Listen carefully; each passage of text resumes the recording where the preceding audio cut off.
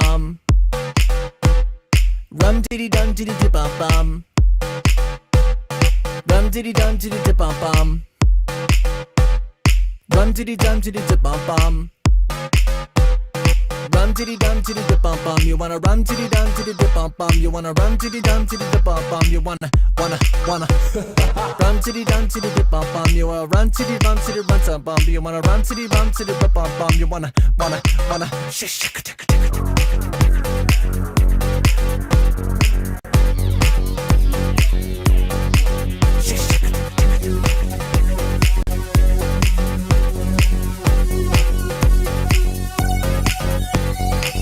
Diddy dun diddy da bum bum. Run diddy dun diddy da bum bum. Run diddy dun diddy da bum bum. Run diddy dun diddy da bum bum. Run diddy dun diddy da bum bum. You wanna run diddy dun diddy da bum bum. You wanna run diddy dun diddy da bum bum. You wanna run diddy dun diddy da bum bum. You gotta run diddy dun diddy da dun dun. You wanna run diddy dun diddy da bum bum. Run.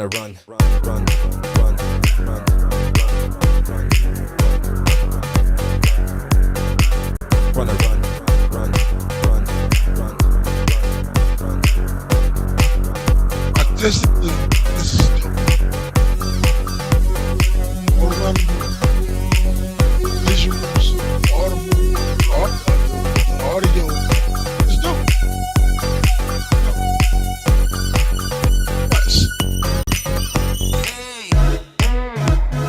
Reminds me of Pharrell.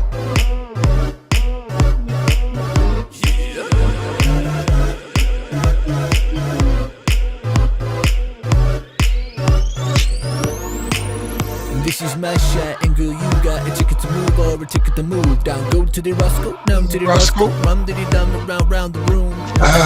So honey, how you doing? So honey, how you doing? Now honey, what you doing? I like the way you doing. What? Hey. Now you're so I can't control you. No, my shot is all or none. Gotta run till you're done. Come on. We can link up on the weekend. We can keep it secret for no reason. We can pretend. I want to face this motherfucker in. When I see you up, I'm speechless.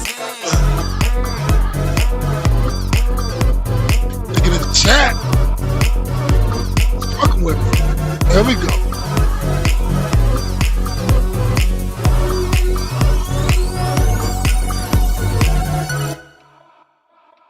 And look, Mind State, which is a play on Mind Comp, which is a play on, Hitler.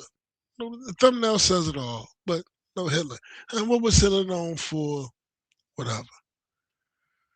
You can't make this up. Why? You want to change the settings?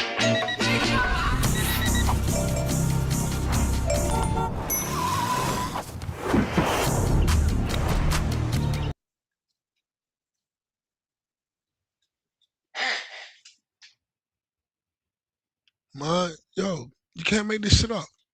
I'm gonna shut the fuck up. Yo, motherfuckers. By all means, go to your gate. Closing time. Talking about, not like old. I like that song. Oh, it's TJ. All right, turn this shit up.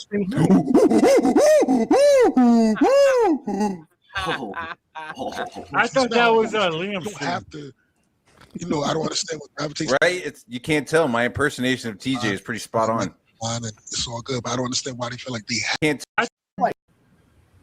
Closing time. Go to the. What about the secondary fucking link? All the I got one beer left. One beer warning. That's what they want. Last beer warning, guys. Last call. You are under the impression. Let's go, motherfuckers. By all means, go to your. Closing time. Talking about, not like old. I like that song. Oh, it's TJ. All right, turn this shit up.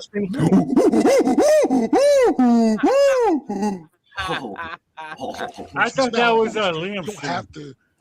I don't understand what gravitation. Right? You can't tell. My impersonation of TJ is pretty spot on. It's all good, but I don't understand why they feel like they have. They're not gonna let me talk neither. They won't let me finish here neither. Too bad, like you just don't pay attention to them. It's not hard. You know what I'm saying? There's CP out there. You don't have to. I don't. Go to your closing time. That's what I'm talking about. Not like old. I like that song. Oh, it's TJ. All right, turn this shit up.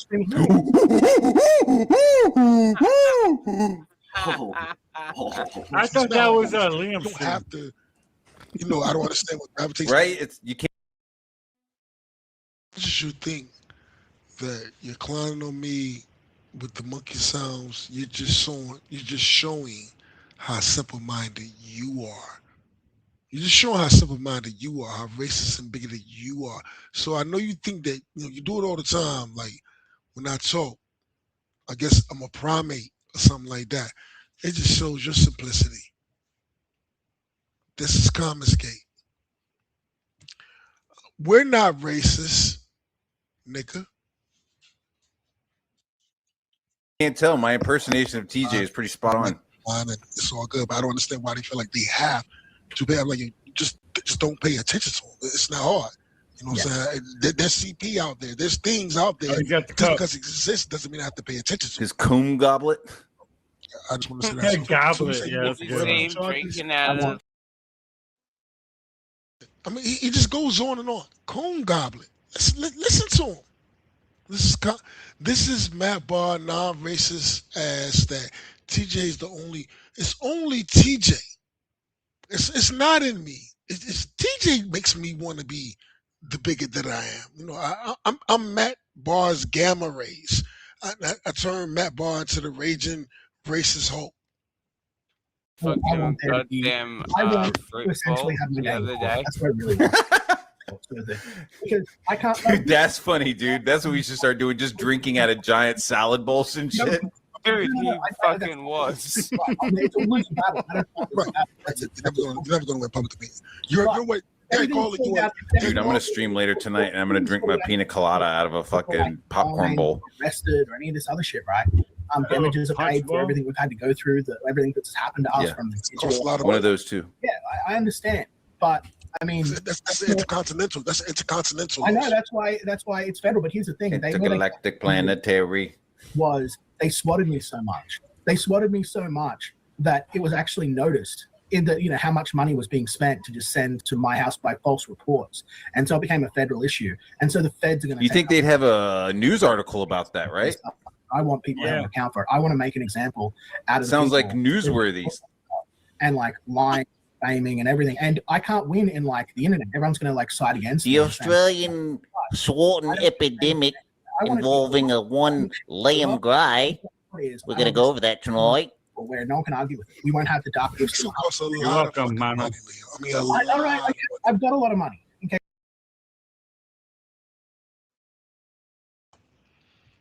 Because Ethan said that he was told from either Anna or PTP, one of the two, that Matt Barr's wife said something.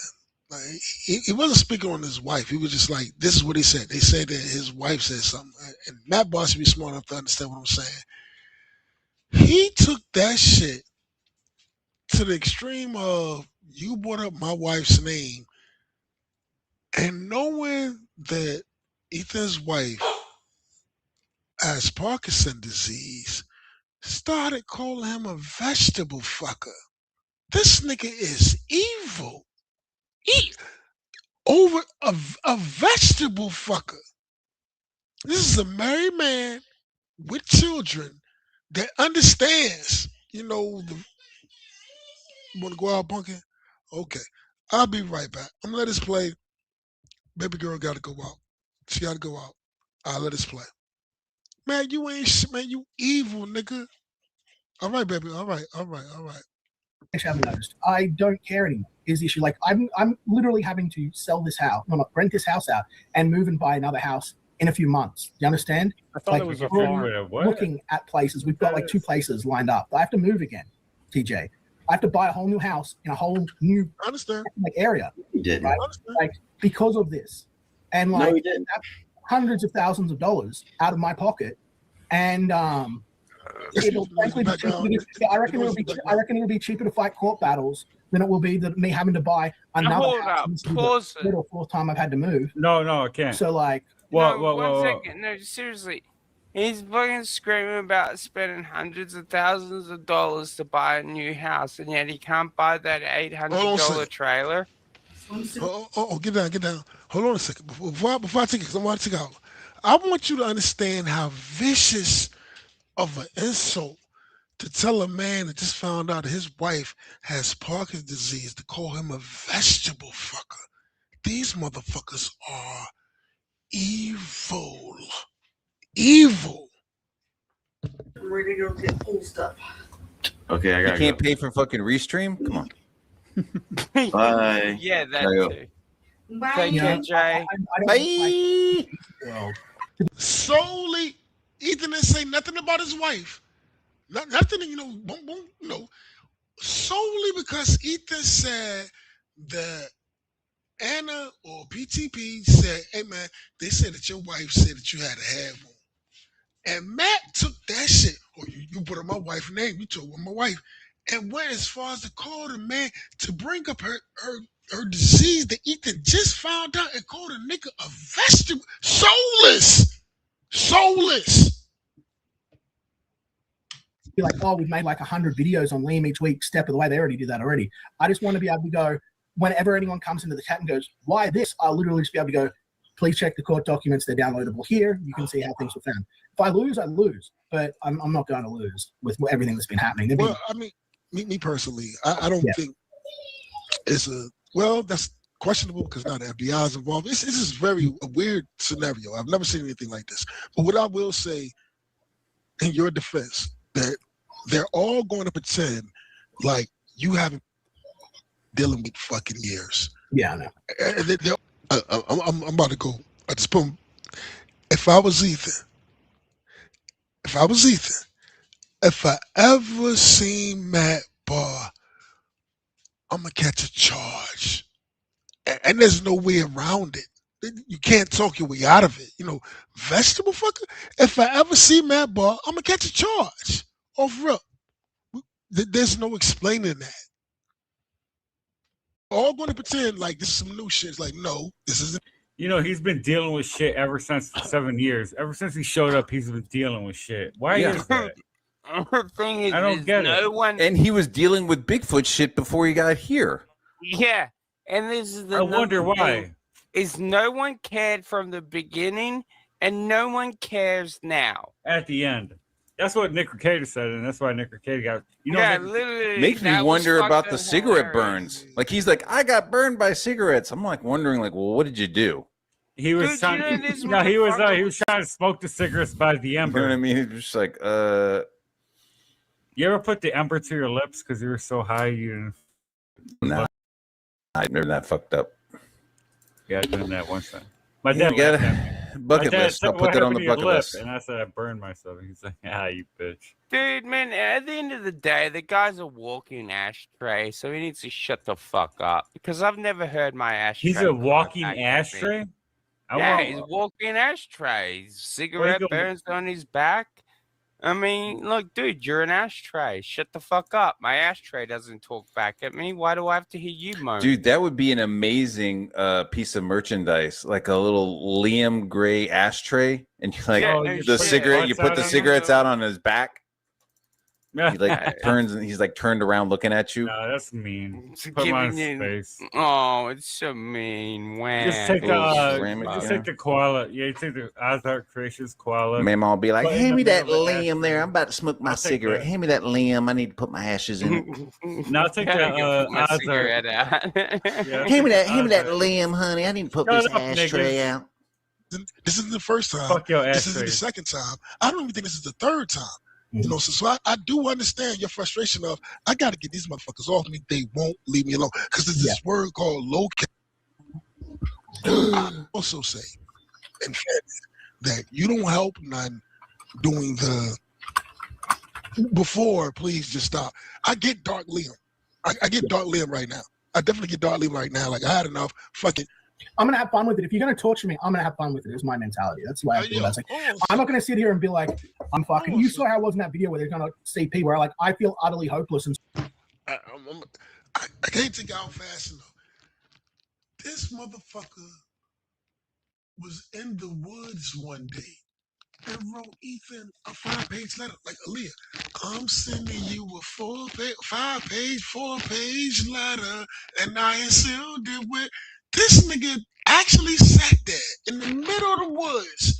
I guess with his family, I don't know, whatever. And the thing that was on his mind, and the way he tried to explain it, and I'm saying, I'm listening to it. So I said, yo, man, you mean to tell me that you went out to the woods to go and embrace nature, Eagle Scout, and the only thing on your mind was Ethan? Listen, man, these motherfuckers are sick. Sick. And if you are of right mind and the Lord is in your heart, it is time for us to get away from them. They are sick. I'm stressed that, like, I'm the only one that's fighting back against the evil, and I'm being punished for it. Right? And now, what a fucking nut job. He's creating a second personality so that he doesn't have any accountability. Like, that's some fucking psycho shit. Like, hey, I'm not going to do something. I'm going to create a second personality and do a bunch of shit, and that'll be their fault. But won't be mine. What the fuck? At you, Matt. He's looking at you. I don't know what he's looking at. He's looking at my crotch. He's tightening his lips. He's looking at my crotch. He needs to stop. I was just going to say the same thing. He's thinking about a penis size. Yeah, hey, Liam, eyes up here, Liam. Eyes up here. Okay. Up here. Eyes up here. Up here, Mike. Up here. Eyes up here, bro. Okay. Look at Darlene right now. Like, I had enough. Fuck it.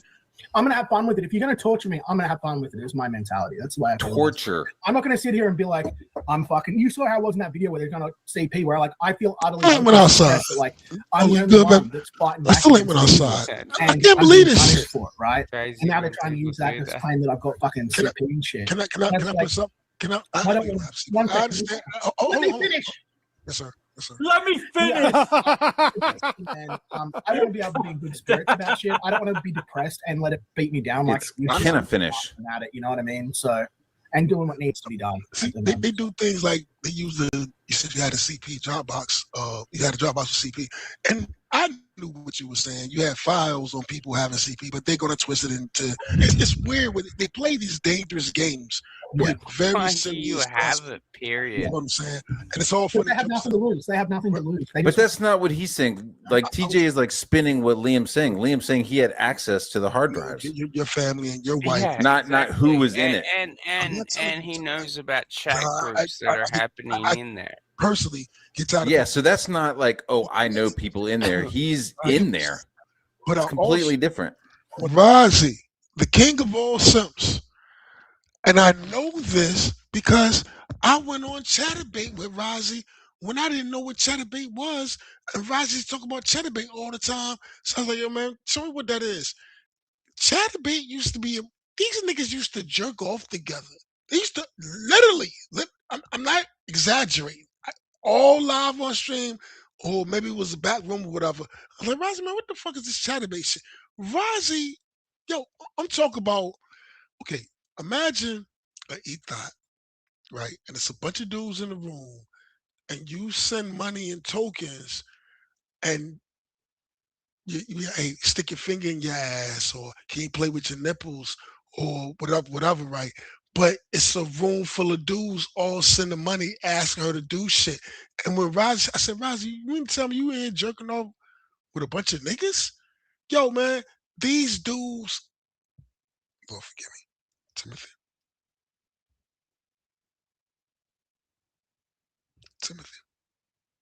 I'm in the stream. Lord is good. Yeah, have a good one, man. I'm wrong. I shouldn't be doing this. Yeah, have a good one. Call your mama, call your daddy, call your granny, your grandpapa, your kids, your brother, your sister, your uncles, your niece, a co-worker. The Lord is good.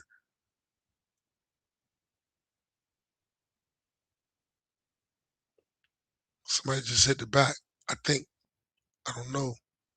If it did, man, I gotta go, man. I'm at the joint. Let me see. Is somebody? Oh, it's one gun and Shitter. Okay, what's up? Hold on a second. What's up, one gun? Can you hear me? Yeah, okay, hold on. Shitter in too. Shitter, you was one who was hating on me on the strikes. What's up, dog? What, you got struck? No. Longshoreman shit about 2 years ago when we was holding the country. When Hal Dagger, the greatest man alive, you know what I'm saying, held the country at leverage. It's called leverage. Yeah. Well, okay. What's up, fellas? What's up, man? Can you hear me? I'm trying to see. Yeah, I can hear you. Okay. What's up, Shitter? What's up, Shitter? What's going on? I mean, I saw you. No, I'm just sick of these. I'm just sick of these goddamn crackers. Let me guess. I see someone that me and you both have a problem with, and yeah. I have a. Did you hear? I walked away. Did you hear Rozzy say? Maybe he didn't say it yet. He's going to say that TJ never knew his father. TJ's black. He never, because the only critique they have against me is that I'm black. I can give them the cure for cancer. I can say whatever. He's black though. You're going to hear Roger say TJ never knew his father. Whatever. Man, my father and my mother stood. My father and my mother was married for 50 years. 50 years. Yeah. And when my father died, I promised him that I was going to take care of my mother. The ironic part of Rozzy saying that I never knew my father, whatever, is Rozzy would tell you that he never knew his father. Yeah, man. But you know, the only reason why they say that, you know, is to trigger you, man. It's so black.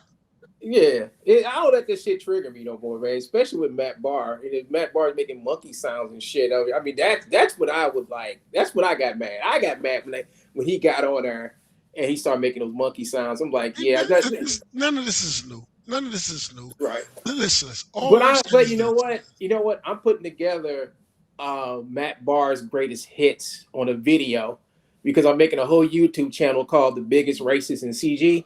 And I'm glad you got that clip because I'm making a whole video with Matt Barr just saying all the racist shit that he's ever said. That's not even the worst. I spent the night one time with Matt Barr calling me a nigga to my motherfucking face. Yeah. Nigga, like hard on, like nigga. This, yeah. And then come back and say, he'll come back and say this ridiculous shit. Well, you know, the only person that it's just TJ. TJ just brings TJ just makes me want to call him a nigga. He brings the bigot out of me. What? I know. And that stuff needs to be displayed in a public area because what it is that's what I'm saying. I disagree. I mean, you may disagree, but I totally that man can hate niggas all he want, but he should. He sure can. But he should be able to provide for his family. Yeah, I mean, no. I'm not trying to take nothing from him. I'm just want to make sure that he's able to express his expression, his freedom of speech, right? Because this is what this is about. So if he can freely say that to me and say that to you, he should be able to. I mean, he obviously doesn't care. You know, he obviously is okay with saying it. He's very loose with it. Exactly. So and you think about it, the internet is forever. So the thing is to just make a video with his greatest hits and make sure listen. If he cared about what he says to people and how he treats people, he wouldn't be doing the stuff and what he's doing. Right? It's not. Listen, he's entitled. Oh yes. He's entitled. Can I finish what I'm saying, one guy? Can I finish what I'm saying? Go ahead, man. Go ahead. He's entitled to feel absolutely how he feels about whatever he feels about. You know what I'm saying? And it should not cost him the ability to take care of his family. Oh no, that's the first thing. I'm not trying to go there. So what I'm saying is, I understand what you're saying, but right? No, I'm saying no. Don't do that. Oh, I mean, I'm not doing nothing that he hasn't done already. You think about it, it's like I said, he says this in an open area, right? So they're most likely wherever he is or the people he knows or the community he lives in, they must know he do this already. So me making a video about it and putting it out there, for everybody to see shouldn't do no harm to him, right? I watched a girl, a young white lady that went to Africa. She was like sinking wells or building schools or whatever. And she happened to come home. This is the first time I've seen cancel culture. It was a long time ago. And she had a bad joke on the plane. And this is when people just had camera phones just came out. And she said a fucked up joke. It was about AIDS or something in Africa. It was a joke. Yeah. By the time that shit spread it around social media, when she landed, she was ruined. Behind one joke, even though she was over there doing what she was doing, behind one tasteless joke, some fucking prick, let me finish what I'm saying. Some fucking prick decided to put it on social media for likes and views, and then the other pricks put it up there for likes and views, and by the time she landed, she was ruined. I don't agree with that. I don't either. I mean, but she said that and she felt like, she could say it. You know what I'm saying? Man, it was a joke, bro. Yeah, she's over. Man, listen, she's over there. She was over there sinking wells and building schools. One of the two. She was doing good work, the Lord's work. You know what I'm saying? For whatever. She just made a shitty joke on the way home. Yeah, I understand that. You know what I'm saying? So you can't say that. It was a joke. It was a joke. I understand. Her deeds, her actions show that she's way better than that joke. Matt Barr deeds and actions doesn't show that he's way better than this joke. Matt Barr deeds and actions show wherever he go, even if it's 3 white people there, even if he is a racist fucking bigot, man. No, but do you okay? So do you believe in responsibility? Yes. Do you believe in the First Amendment? Yes. Do you believe the double-edged sword of the First Amendment, to where you can say whatever you want to publicly, but you should be held responsible or liable for what you say? Do you believe in that too? Yes, okay. But you know what I also believe in? I believe in mind your fucking business. If it ain't got nothing to do with me, we start talking to shit that affect other people. If it ain't got shit to do with me, it ain't got nothing to do with me. Mind your fucking business. Yeah. I would like to mind my business. I would really like. As a matter of fact, I very much would like to mind my business, but you got people out here who want to lie and defame you and all this other type of shit. Matt Barr, listen. Matt Barr shit is going to come to him eventually. That's a promise from God. Yeah, true. Listen. Ain't got nothing to do with me. It might not. I might have a stroke 10 minutes from now. Die in my sleep tonight. Whatever. That makes no difference. Matt Barr is going to get his. That's a promise from God. You know what? I totally believe that. I totally believe that. But sometimes, God needs a little help to show him the direction. You the Lord's little helper. That's funny, dude. That's what we should start doing. Just drinking out of giant salad bowls and shit. Hold up. I gotta turn that down. Sorry, man. But yeah, man. But that's all I want to say, man. Because he's ruthless with it. Rozzy is literally going to say that I'm black and I don't know my father. Oh, maybe he did say it.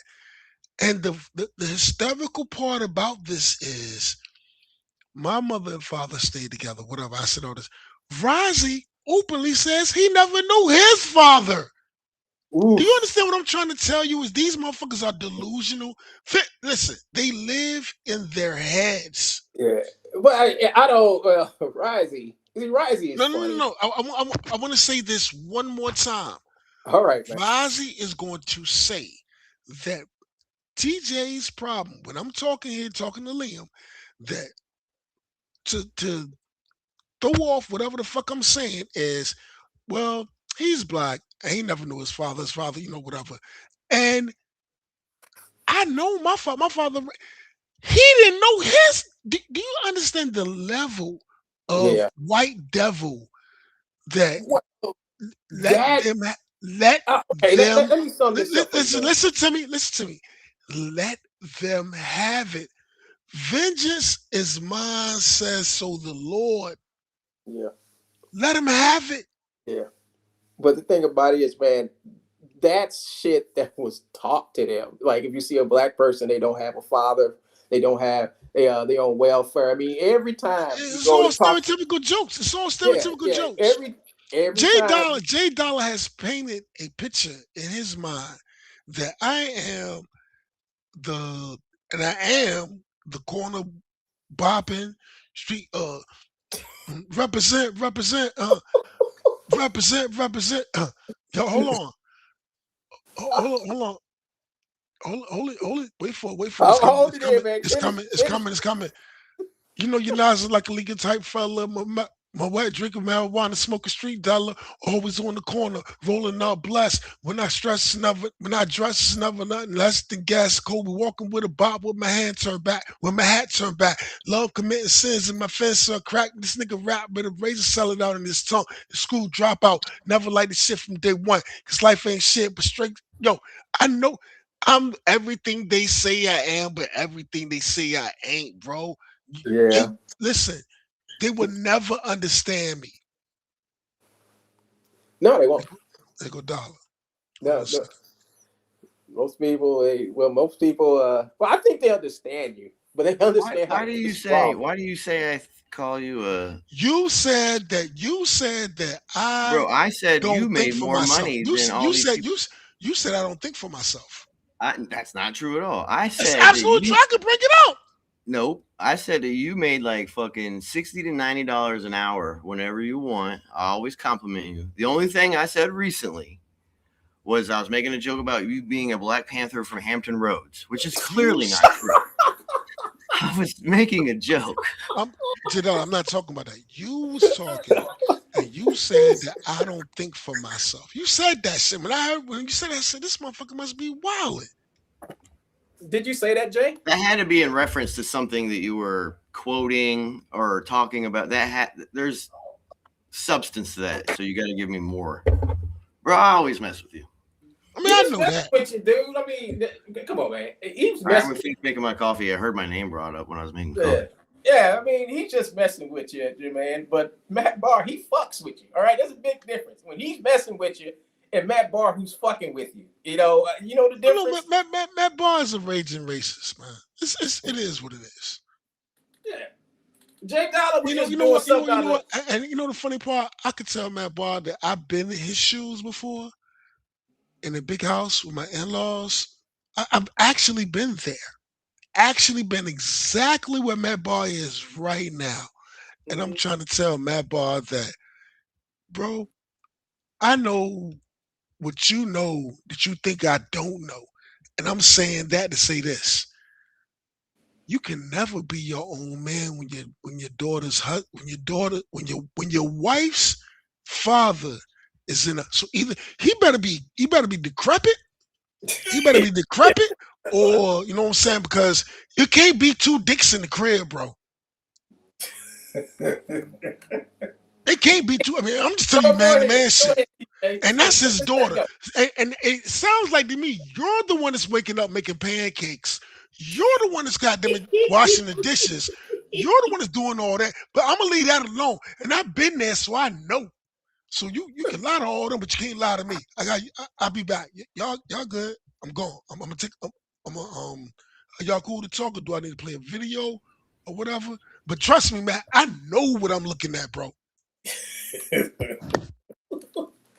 What's up, Jay? What's up, man? What you been up to? I set up a pool this weekend, a little cheap pool for the kids. Okay. 4th of July right around the corner. So yeah, you can get the pool ready. Yeah, we got this construction dude who lives down the road from us. Big ass property. I guess he had a birthday or something yesterday, bro. They were just on his property yesterday. It was like 30 minutes of fireworks, like a whole damn professional show. Damn. And he's got a nice property. Oh fuck, dude! Damn. I mean, I hope he had barbecue with that fucking fireworks. Oh yeah, you can hear everybody woo clapping, and they had music. Some little, I couldn't tell what the music was, but you can hear the drums every once in a while, or whatever. Well, did you crash the party? I mean, did you go crash? On the main road to come to where we live, Mm-hmm. All those people that got like horses and shit. Damn. So they got like the big white fence with the horses, and then they just have huge troughs of property. Oh, hey man! And that one dude, he's like, I think he's in his 80s or something, but he's a old school Alabama construction company owner. Yeah, man, that's cool, man. You living out there, all that area out there. I bet you it's quiet as fuck, dude. I live by a fucking airport, and I just hear them jets fly around. Yeah, I used to live behind Oceana Air Base. Oh God! Which is where the Navy practices all they do the burning on the asphalt where they lock jets around. Pause. I'm gonna say this real quick to Matt Barr with all his monkey sounds. This is. I heard, man. I know what he's doing. Hold on. Please be quiet. Okay. I don't know nothing. Matt Barr has never talked to me in private, so I'm not dropping or anything. This is just my observation and my life experiences. Hey, bro, you are the second man in your own fucking home. And you got to understand how that hurts and stings, because I've been there. I had to live with my in-laws to get on my feet. Your wife works. You don't work. You know what I'm saying? You don't work enough unless you know what I'm saying? Unless you don't get enough Comicsgate money to take care of that. You are a dependent. You are less. Wait. A dependent. He is a dependent. He is a lesser man, unless Matt Barr can show receipts of I just make enough. Man, I know how much shit costs. And you don't make enough money in Comicsgate, and you're always online. You wake up, you better wash them dishes. Wash them dishes. Hold on, let me finish. You better wash them goddamn dishes. You better wake them kids up, get them ready for school. You better cook them breakfast. You better cook your in-laws dinner and lunch. And you better tap dance your ass off. Get your ass. I'll be back. What you think about that, Jay? Him and Matt go back and forth. I'm not getting it. Look, me with TJ, I like TJ. I don't mind TJ at all. You don't like TJ? You like TJ? You say you like TJ? I don't mind TJ at all. No. Yeah, I don't mind him. I know. I don't care. You know what I mean? Like, I like all the personalities. Like, I like a lot of people argue with each other. There's indifference. There's camaraderie. It's not for me to get involved with personally. Right. But my personal opinion, TJ, like, I don't mind him at all. Yeah. TJ is just a pass. I don't give a fuck how many Rockstar posters you do, how many tarps you do for CPS or ABC or whatever, nigga. It takes money to live, and I see where you live at. You are a dependent Matt Barr. You are a maid. You wear an apron in your own house.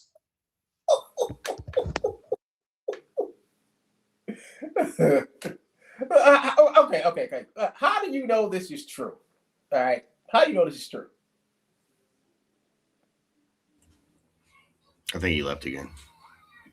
He's probably making like something to eat. Yeah, he is mad. He's really pissed. He's really pissed at Matt Barr. He really is. I went to the grocery store when this was going on. Every Saturday, we go to the grocery store, and on Sundays we fill up the gas tank. So I had left and went to the gas station. I just happened to be sitting here. I'm drawing some art and doing some art and stuff, and I just happened to say, "Oh, what's on?" And I just happened to see him streaming, and next thing you know, he's playing a video of Matt Barr making monkey sounds, and he was getting heated. I was like, "Holy shit!" I said, "Well, let me stop drawing for a minute. Let me go ahead and talk to him, see how he feels about it. But that pissed him off. That really pissed him off. And I didn't even know Matt Barr was a dependent. If it's true, that's funny as hell. Yeah, man. Oh, I gotta bounce, man. when he comes, I'm gonna bounce. I gotta get out of here. But you guys have a very fun, swell day, dude. All right.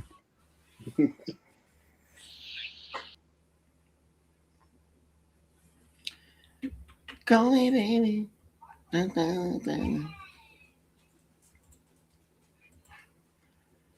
I was listening to the Den of Nerds go over. What's that guy's name? Daniel Perez or something. He's an insider with Marvel.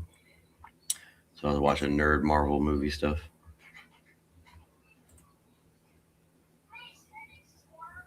And there's supposedly Ghost Rider is going to be in the,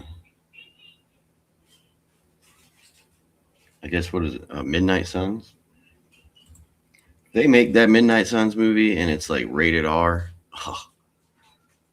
And you have Blade, a different Moonlight,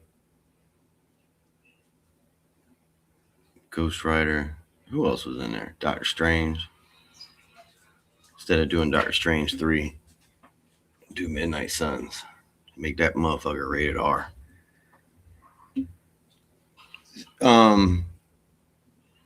What's his face? There was a rumor a couple months ago, almost at the beginning of this year, I think, that Ryan Gosling, because he actually knows how to ride motorcycles and everything, that Ryan Gosling is in negotiations with Marvel. And he was asked personally how those negotiations went with Marvel. And Ryan Gosling answered back, it's complicated. So that means he's in a true negotiation. But if maybe like cast him as Nova, Reed Richards, or Richard Ryder, the Nova guy, or cast him as what's his face, the Johnny Blaze Ghost Rider. I would be down for that. And make it rated R. That would be amazing. You can have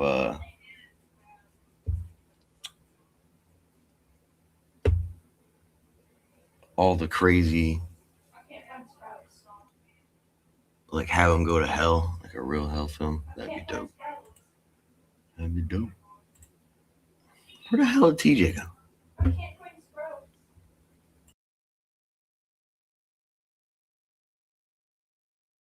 Yeah, supposedly, who's that guy who was in that Psycho movie with M. Night Shyamalan where his daughter was singing all the time? I forget his name. Supposedly, he's in negotiations as well with Marvel. And there's a rumor going around that he might be Mr. Sinister. And that would be awesome. Because I think he's... Is he... Bro, if they... that'd be awesome. I don't know. Nova, you just have to have... There's no telling what they would pick for Nova. But I don't think they can really get that story right. You would need to have like... What is that team called that Nova was on? The Immortals or whatever. You would have to have a movie like that. It's like a Guardians of a Galaxy, but like with Nova Corps, that dude who's purple. Yeah, Josh Hartnett. If Josh Hartnett gets cast as Mr. Sinister and he takes that motherfucking shit seriously, oh no. That would be very good casting. Very, very good casting. I like him. He could play a weird creep. So, yes, sir. That would be great. I honestly believe that that Jean Grey character in the Spider-Man movie, I think she already might be the clone. The clone of Jean Grey. And she turns out to be like the Goblin Queen. Yes.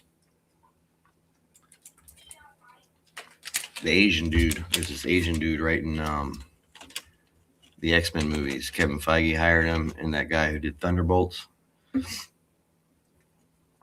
And as a director. And the Asian dude made a tweet the other day, says that he's been engulfing himself with the Chris Claremont stories. And I approve of this Asian man going through Chris Claremont stories to write X-Men.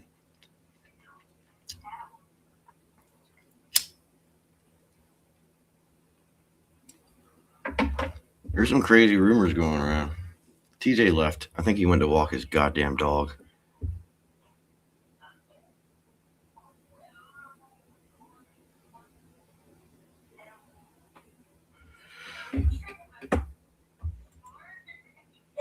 What else we got here?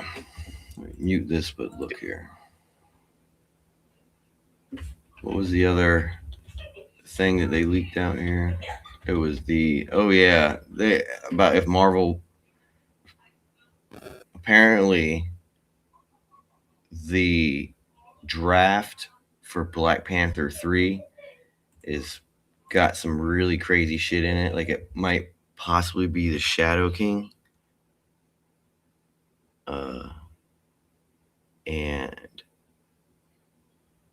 Or what is that other? It's on the tip of my tongue. The Voodoo God or the Voodoo King or whatever that was in the Black Panther stories, the really skinny black guy. If they have the Shadow King or Shadow Lord or whatever in that voodoo, bro, oh my God. And then Denzel Washington playing like that one-off role. Because apparently Denzel Washington's last film is Black Panther 3.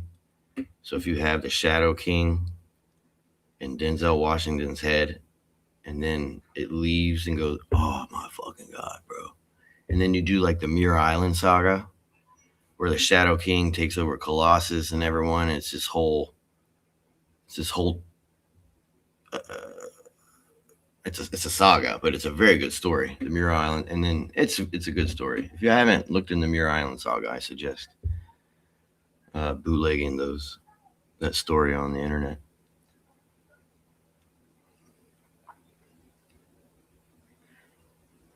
So Praetor, watch Low-Key season 2. I think there's 2 filler episodes, which is slightly obnoxious.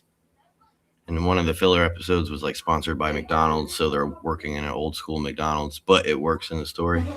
That fucking story is great. That's a good one. That's a good one.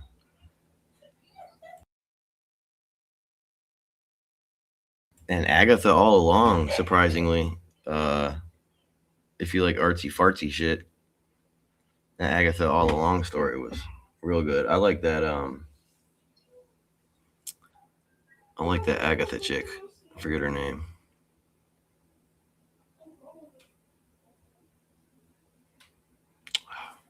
Forgetting all these stupid actors' names. Yeah, but Agatha All Along is the prequel to the new Vision Quest TV show coming out, which is coming out after the Spider-Man movie, I think. And so it was WandaVision is part 1, Agatha All Along is part 2, and Vision Quest is part 3 of this story of bringing the Scarlet Witch's children back to life from the dead. And which is interesting, if they do the Shadow King in the TV show Legion, the girl who played the crazy chick who gets taken over by the Shadow King, she's Death in the Marvel Cinematic Universe. So that would be really interesting. Agatha's good. It's a good little show. It's totally like the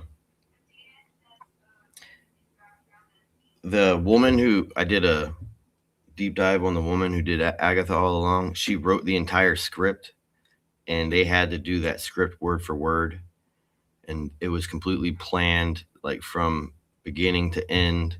She's like one of those eccentric Jewish Polish ladies or whatever, but she did a good job.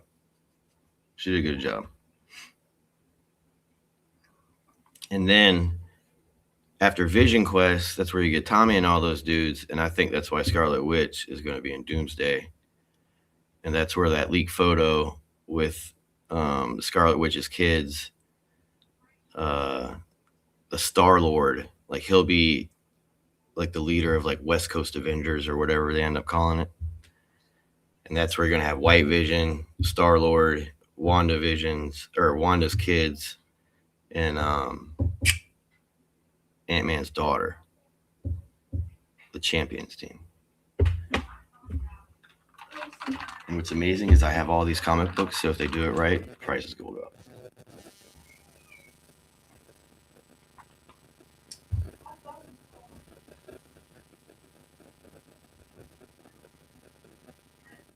No, they're done a. Who's that? Fatal J? Yeah. The entire Spider-Man movie they just did is literally all the Daniel Cretton, the director. He pulled it from covers. The story is straight from the books. It's probably going to lead into the Clone War. Like Kevin Feige has done a whole reshuffling of the thing. He fired that one dude. He put the Russo brothers. The Russo brothers work for Marvel. They're on the writer team now. And the guy who was writing, the whole writers team has completely been reshuffled, and new leaders are in control of the sagas of Marvel for Kevin.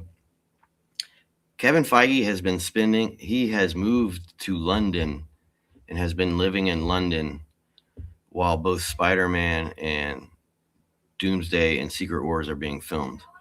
Like he's moved his entire operation there to make sure that he's there while these movies. So the whole thing has been reshuffled. It's quite nice.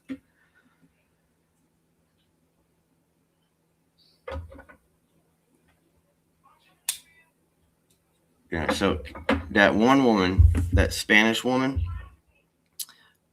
she was apparently like the strong arm in his company that Bob Iger and like Perlmutter and those dudes were trying to do like what DC is going through right now, where you have two co-CEOs.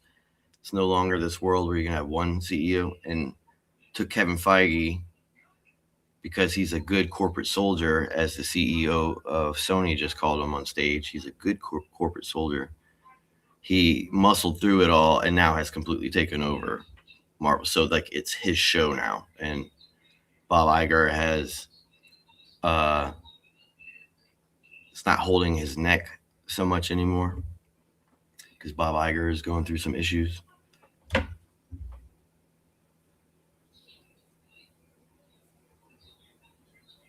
But Marvel, Marvel is not only contracted to do the the Doomsday movies and all that, but Marvel has hired them as employees of the company to work and control the writer's room of everything.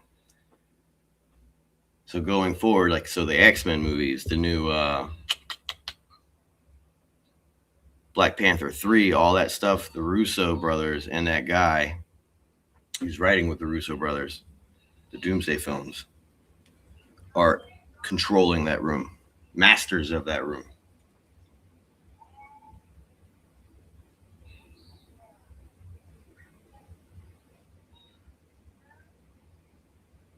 Feige should get a little medal for surviving what Bob Iger put that motherfucker through.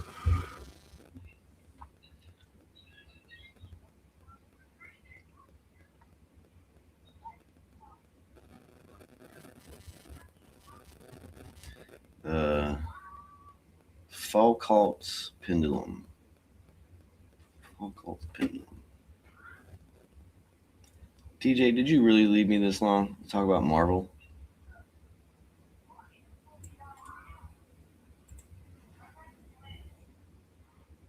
Umberto.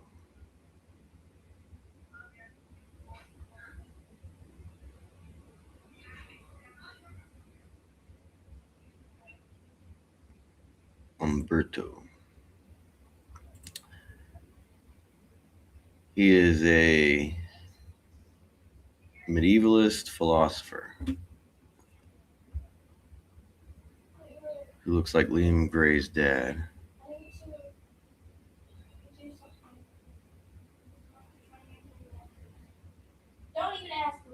Northern Italy.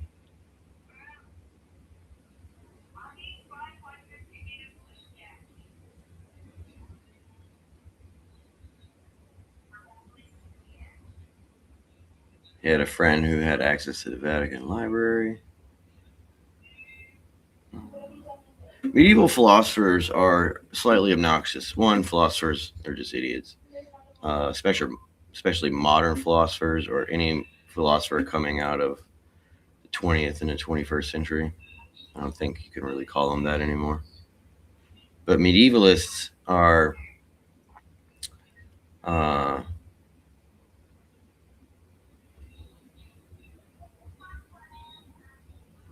what are the, you know how you have like Catholic trads now? Trads.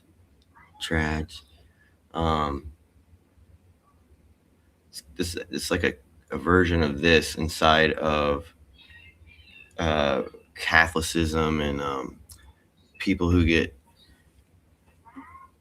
brought up in the universities of Italy, coming out of, I don't know, what would you say, papal states, so the black nobility era to now. And that's how you got Julius Evola, which I do like.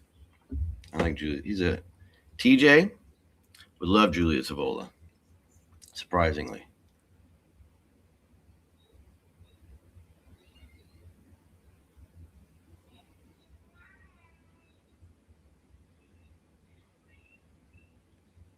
What would you compare a medievalist philosopher to? Like a American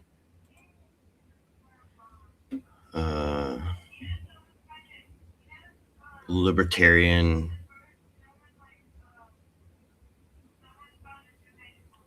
KKK members. So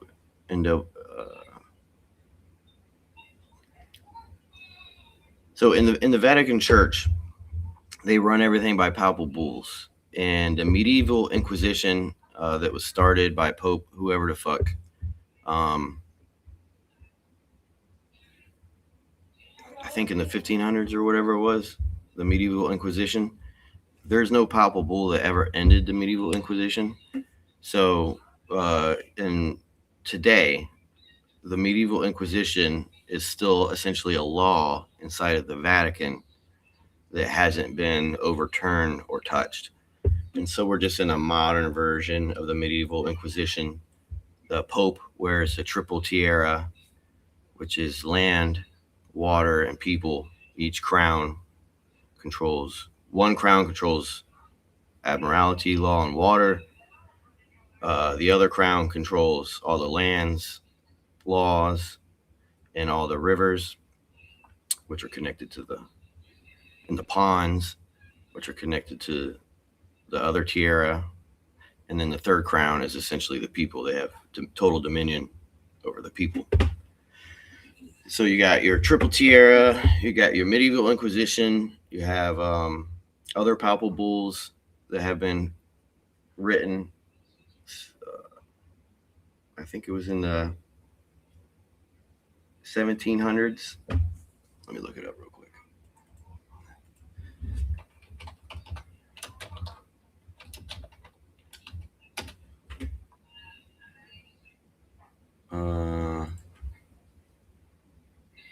The Great Jubilee of 1700 was one of the last extremely significant papal bulls, and that's still in effect. The Grand Jubilee.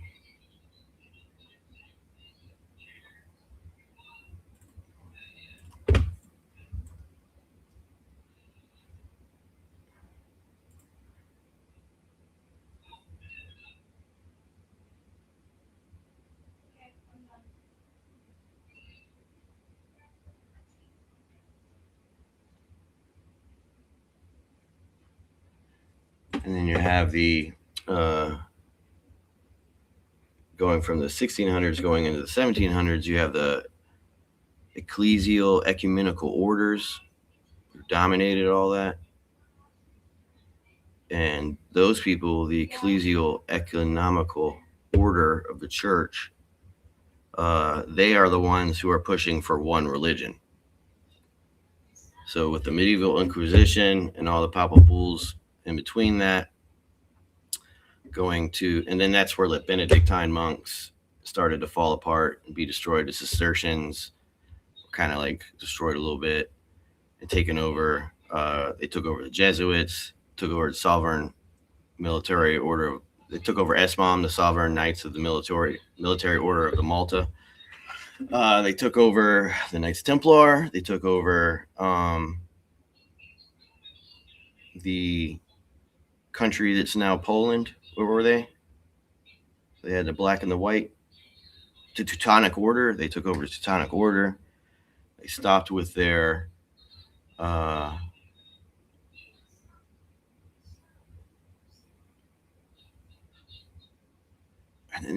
then the central banks.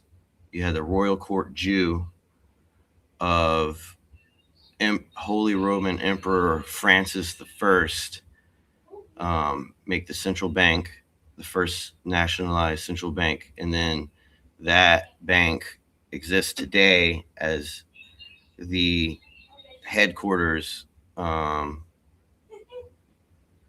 which was the first bank in the 7-nation army of Europe, which was the 7 central bank systems that were set up in our modern times. And then they ended up making the European Union and all that. And here we are today, controlled by them.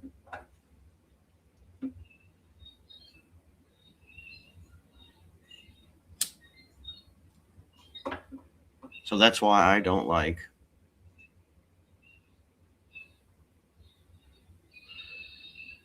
medieval philosophers, or was that not Jesse Lee Peterson? What's that idiot?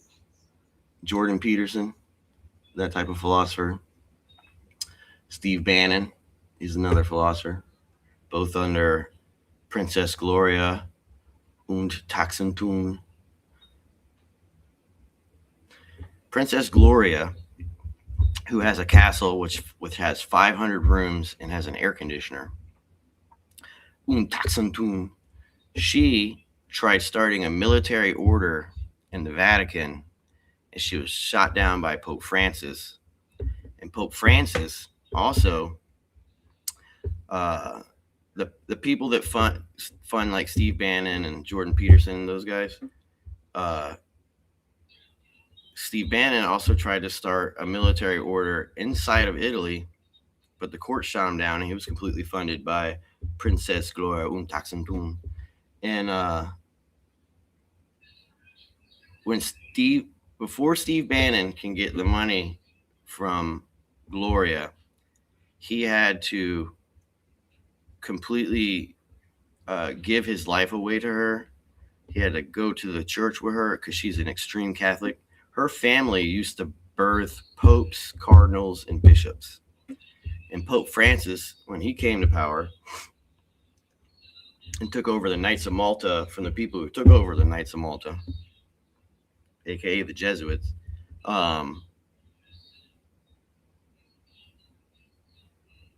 he had to give all his pittance and everything to her. He tried to start a school under her name. That goofy guy who has that little stupid stash that Anthony has is also running. He's basically going to run the school for Steve Bannon. They're still fighting the courts in Italy to this day. But she tried to start a military order in the Vatican because Pope Francis took her shit from her, and they can no longer birth popes. They were her family was the private physician for Pope Benedict, the one who just died before Francis. And if I'm not mistaken, it was her place that birthed him, or the Pope before that, or whatever. To this day.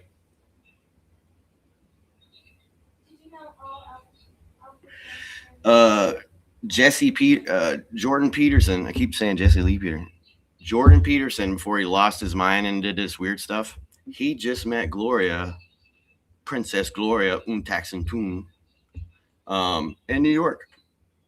Just met her. So now the reason why he's doing what he's doing and he's having these relapses and everything is because he has to sacrifice his life to her. He has to change everything for her.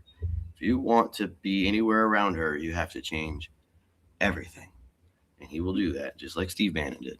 Do you know that Steve Bannon also owns all the rights to what's that fucking TV show that everyone likes? And they always quote with the Jews in New York. Seinfeld. Steve Bannon owns all the Seinfeld episodes. Steve Bannon used to work with Jeffrey Epstein. I forget what firm it was. Bear Stearns, Goldman Sachs. Those two firms.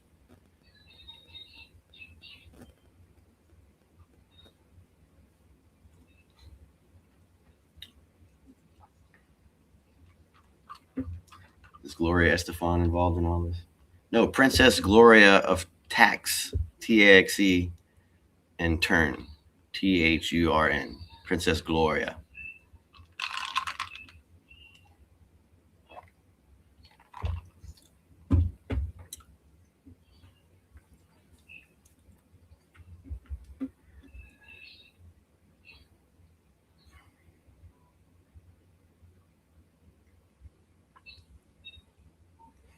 She's a German socialite, aristocrat.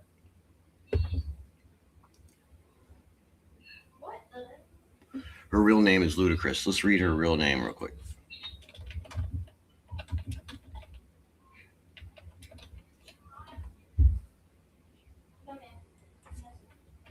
Her name is Maria Gloria Ferdinanda Joaquima Josefina Wilhelmina Herberta. That's her real name.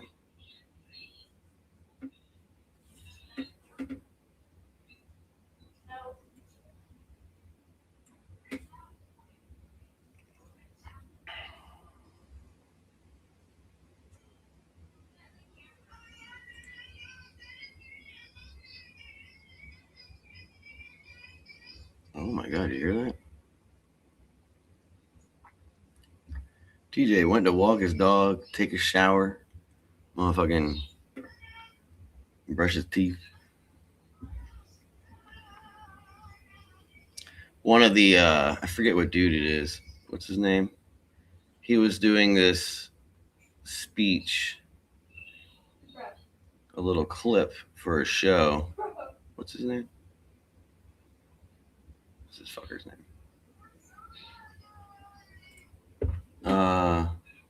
The Alchemy American YouTube channel. He was doing this little speech next to a lamp sitting on his couch arm, and right next to him was a princess, a book of the family of the Tax and Tune family, Tune and Tax, Tune und Taxa. I think more and more people are finding out these people are controlled by Vatican employees and not Jews, which I think is great for American.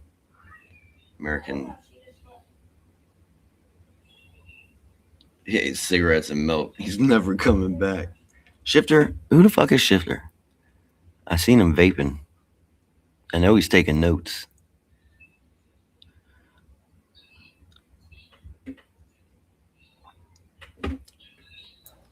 Notes.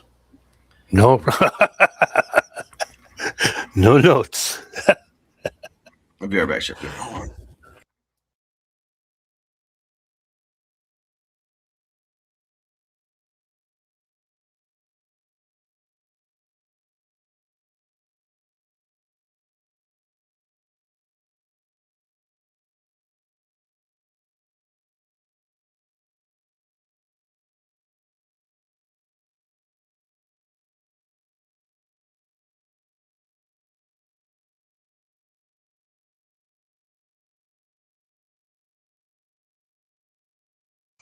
Can you hear me? Hello? Yo. Yo. Is it just you here? No. Is one guy still? Nah, he left a while ago. So it's just you. It's Shifter. Look at your goddamn screen. Okay. Listen. I finally just sent my dog out. But listen, it's so nice. I'm gonna walk around the block. She deserves it. Y'all cool? Y'all want to play something? I'm just walk around the block, dog. It's just like a fucking kid, man. I can't do it wrong. You know what I mean? So is it cool? Yeah, have fun. All right, I'll be right back.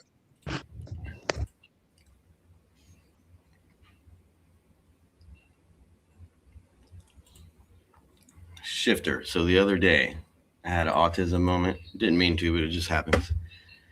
I saw a Jeffrey Epstein email, and I was like, and it made me think. And before that, I was already having autism moments with Zelensky, because I've been watching a lot of. One second. I'm gonna have my phone on me. Please don't do nothing stupid. The Lord is good. Yeah. Yep. Yeah. Right. So, and then those two. So give me 20 minutes, because I'm probably gonna run to the store too. So give me 20 minutes. Yeah, that's cool. And then then I had another thought. I'm like, man, who the hell funded Ukraine? And then I just went down to this rabbit hole, and I'm looking at Panama Papers, a whole bunch of names and everything.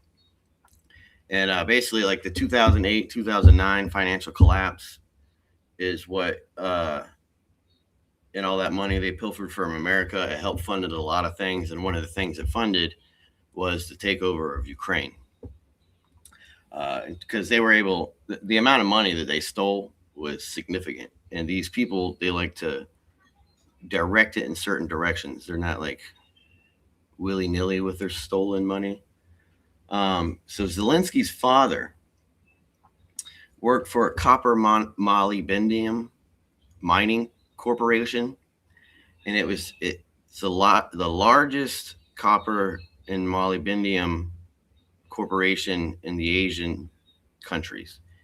And this firm, which was 49% owned by Russia and 51% owned by Mongolia, was designed, like one of the main engineers for this mining facility was Zelensky's father.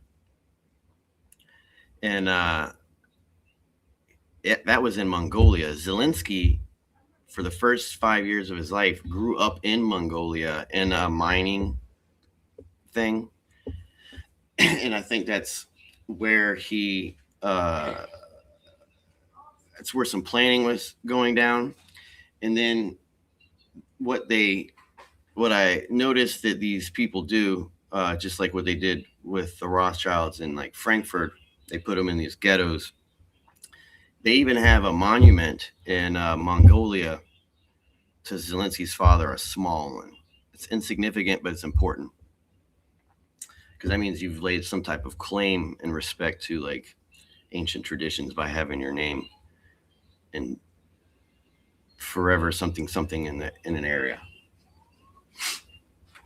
After doing all that, Zelensky, for whatever reason, moved back to this area. It's in central Ukraine.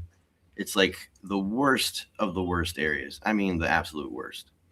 And for whatever reason, even though Zelensky's father and mother are high-ranking Soviet employees, they are put in this ghetto. And it's a building that's just like the Red Shield building, which is the original house that the Rothschilds started really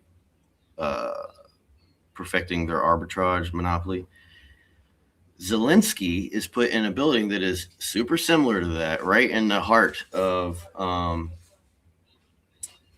central Ukraine in this area. And there's these other families like the Bakanovs families and other prominent families. And they're basically like,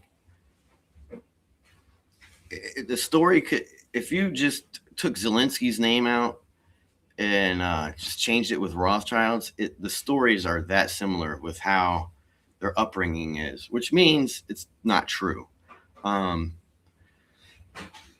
Bakanov, who came out of this little ghetto in this little area, ends up running the SSU, which is just the SS of the Ukrainian government, which is also the head of intelligence. And then Zelensky somehow ends up becoming the president.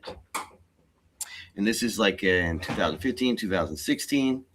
And there are emails. I'm sorry. Yeah. And there are emails.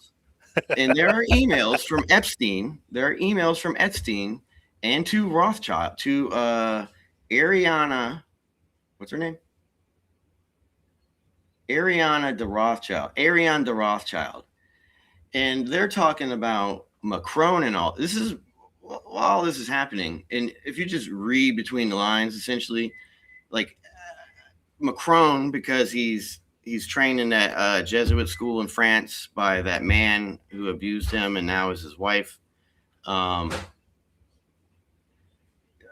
He doesn't like to meet people personally. They like to use consiglieres. And the consigliere for Macron to Epstein was Ariane de Rothschild.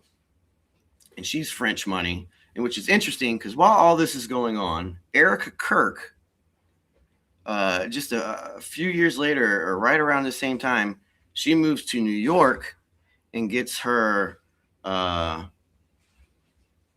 realty license from this lady who controls the Cochrane Group, and the Cochrane Group is owned by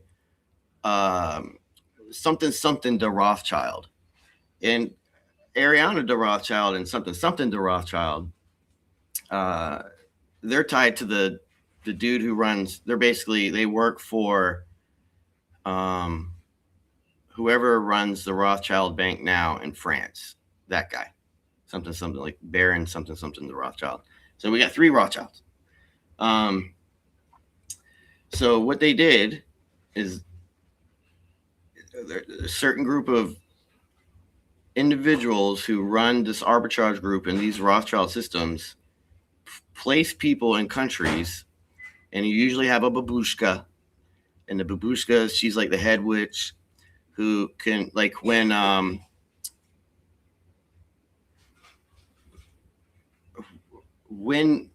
it's like a group of 12 children, so there's 12 children, and it's ran by a babushka. Sometimes the families are allowed to be there and all that. And these boys who were in this house, who ended up running the presidency, have offshore bank accounts with 14 firms in the British Virgin Islands, Belize, and Cyprus. And 2 of Zelensky's associates, one who is not Ivan Bakanov, ran a TV production company, and they use Swiss, Swedish, and some other bank accounts to launder all their money out of this TV production company. And Zelensky's top aide, Sheriff, who was running all these accounts with the Ivan Bakanov guy, they actually tried to blow up Sharif in a fucking car explosion, but he survived it somehow. I think that was just a weak bomb from the Rothschilds or Prince Charles to like, yo, we know that you've been found out. This can happen to you. And they put a weak bomb in the car to put fear in these boys, because they all are raised in these like same areas or the outskirts of it. And well, go ahead. Cyprus is notorious for being a place to dump money, right? Yeah, Cyprus is a tax haven. Yeah, and it's controlled by the Brits and Turkey and France. Cyprus is like Ireland, Vermont. All shady shit, man. Yeah, Vermont, even though it's a state, it's actually a tax haven. It goes by old rules when America was first made. The British Virgin Islands, all those islands, every island, any island connected to the Netherlands, it's a tax haven. And they found where all this money was going, and a lot of it was coming from mediaries and all that through Macron, Jeffrey Epstein, and straight up Rothschilds who use their names. And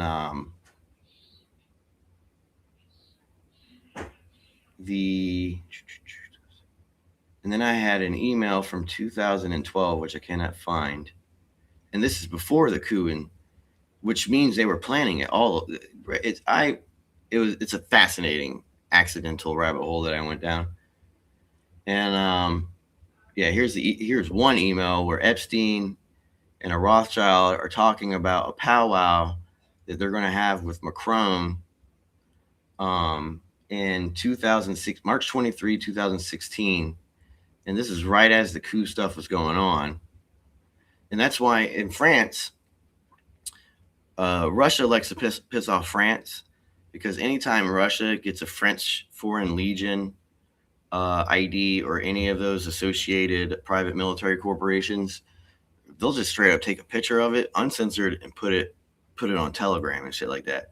And that's why France arrested the one dude who runs Telegram and is running this sham court thing against him, because France is very annoyed with Russia because they keep showing that there's Colombian dudes there, which is basically French. The French Foreign Legion dude with their French Foreign Legion ID cards are there, and they're all dead. And then you have the Canadian dudes who are dying there, who are working for the French proxies. And just the other day, I shit you not, the French mountaineers died somewhere around Iran with some other guy. So that means what do these teams run? Usually 4, 6, 8. If you have 210 or 2 teams, maybe 8 to 16 people. And 2 of those people who died are connected to the French Mountaineers, which is basically like their spec ops teams who can do any terrain. And then French Foreign Legion people are dying there in Iran. So was France trying to exfiltrate certain people in Iran while we were fucking pumping the shit out of them? This shit is wild. Absolutely and utterly wild. I don't think Epstein's dead. I think he's in a secret building where he just has to spill his beans all the time. All the time.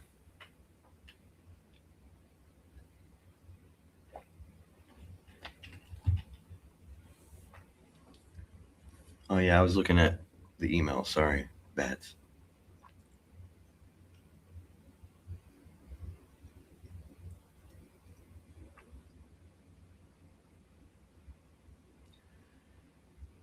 Shut up, Scarlett.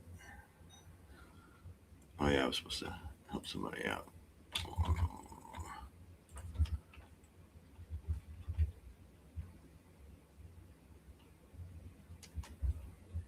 Ugh, I don't want to chat.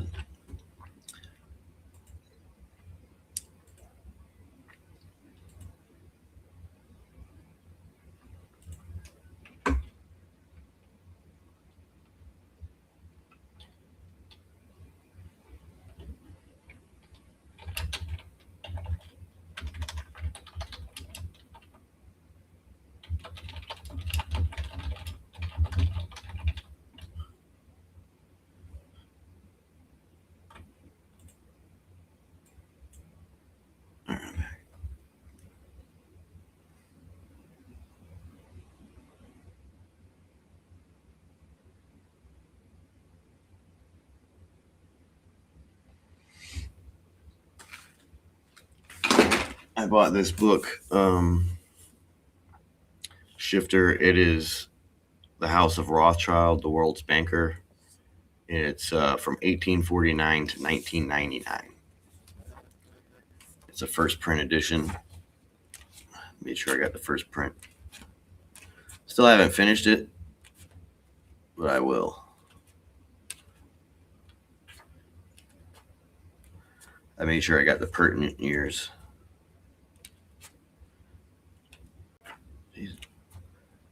There's like 300 pages of. The book is huge, but most of it is just their sources and everything. This guy was able to get his hands, Neil Ferguson, on like personal, like the Rothschild Empire allowed him to like read personal notes written to each other. He got to read that stuff. Pretty cool.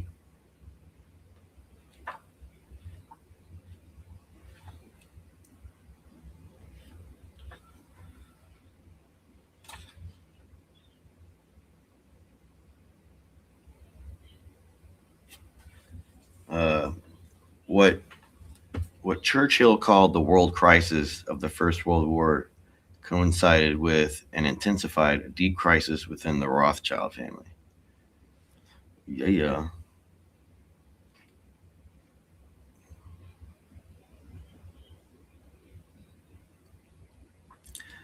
I knew there was like incest in their family. I just didn't realize it was so much. But I think they're kind of spreading out with that. Baron Nat de Rothschild, he used to date Natalie Portman. That was interesting.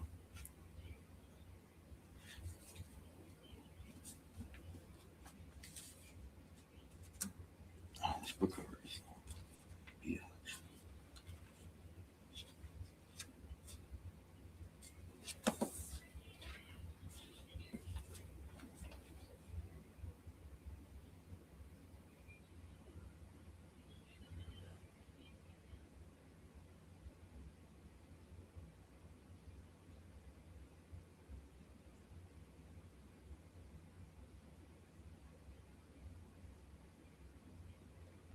Who were those damn people? The Podestas. That's who it was. The Podesta went through the same, the Podesta family. They went through the same. They came, ironically, I think. Yeah, ironically. They came from Ukraine with a babushka of 12 kids. And the Podesta brothers were 2 of those 12, which is fascinating.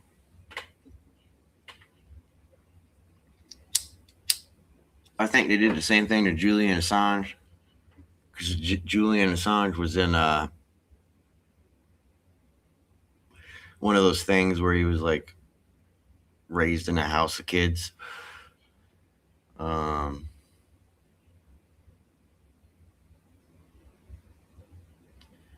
So weird. They did a study.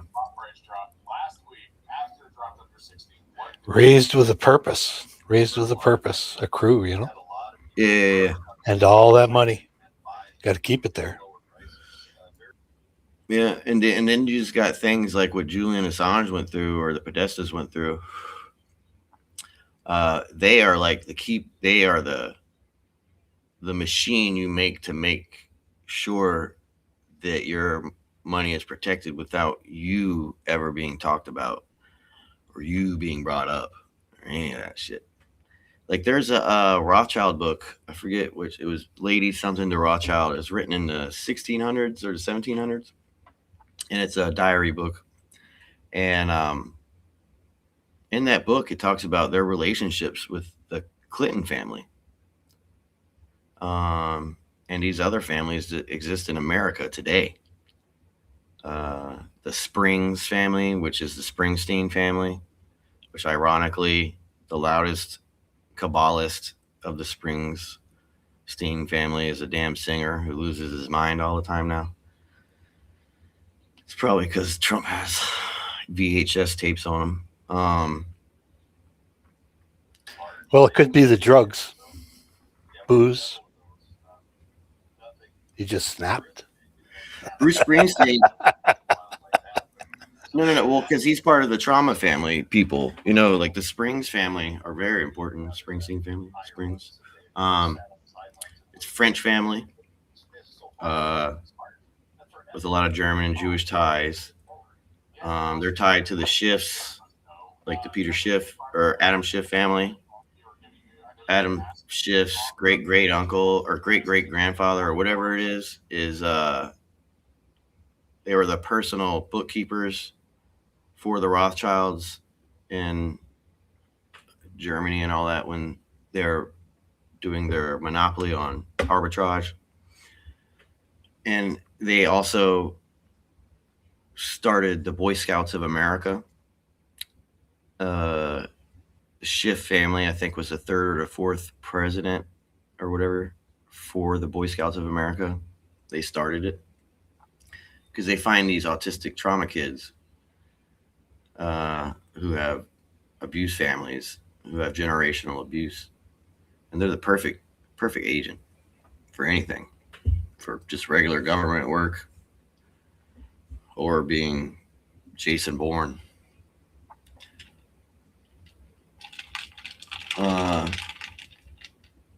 the Gavin Newsom, Gettys, Browns, Newsoms, Harrimans, Harrimans.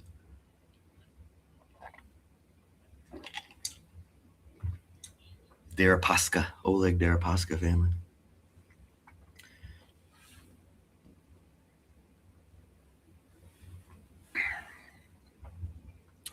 David Rothschild used to own The Economist, run The Economist for the Rothschilds. And I think it was last year or the year before, The Economist was handed off from the Rothschild family and given to some firm. Because everyone just knows that David tweets a lot. He gets annoyed a lot. Just like Bruce Springsteen. They don't know how to keep their mouth shut. When they get called out, they just do not know how to keep their mouth. They get obnoxiously nervous. Stop doing that.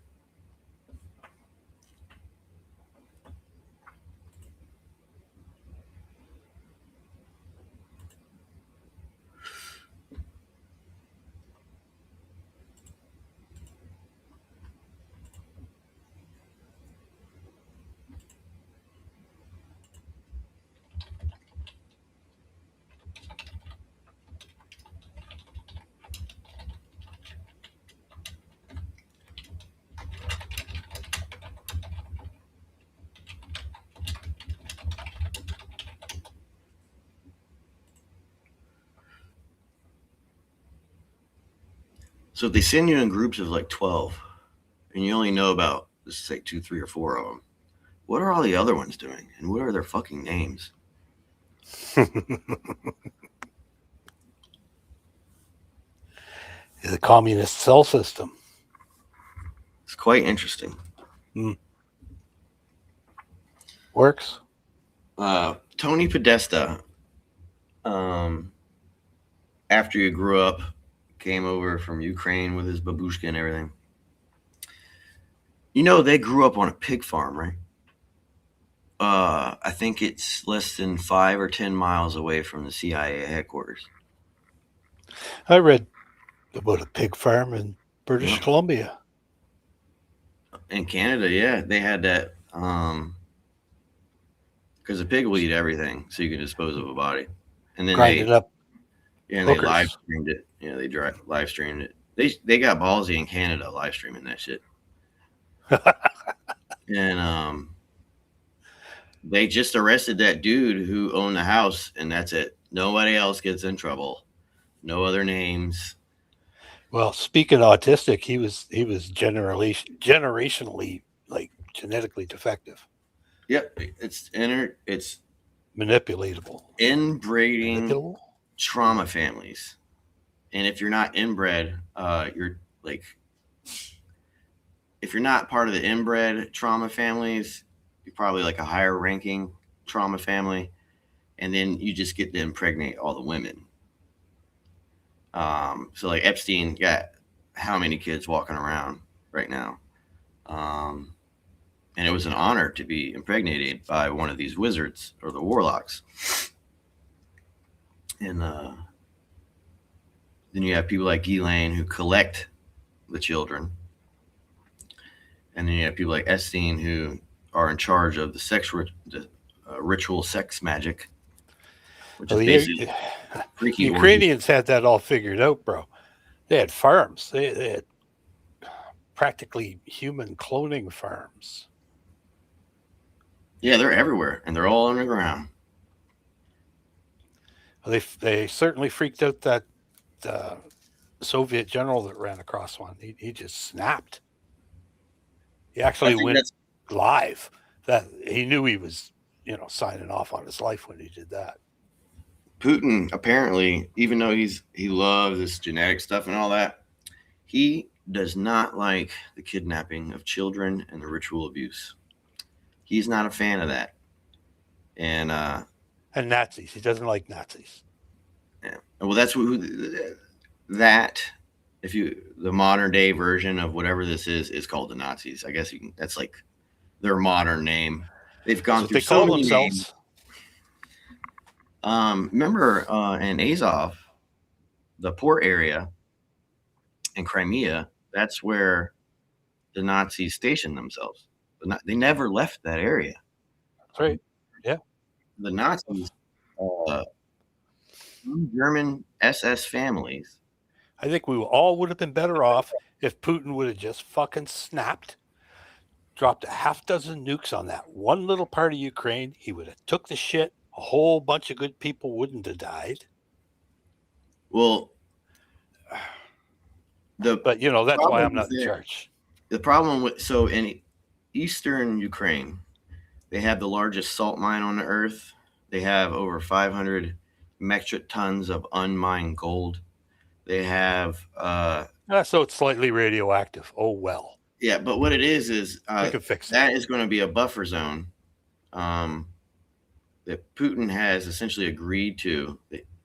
It's taken over. They're his areas. He's building roads and buildings. You're not getting it back. He has. Hold on. Thank you for doing what you're doing. Hey, thanks, bro.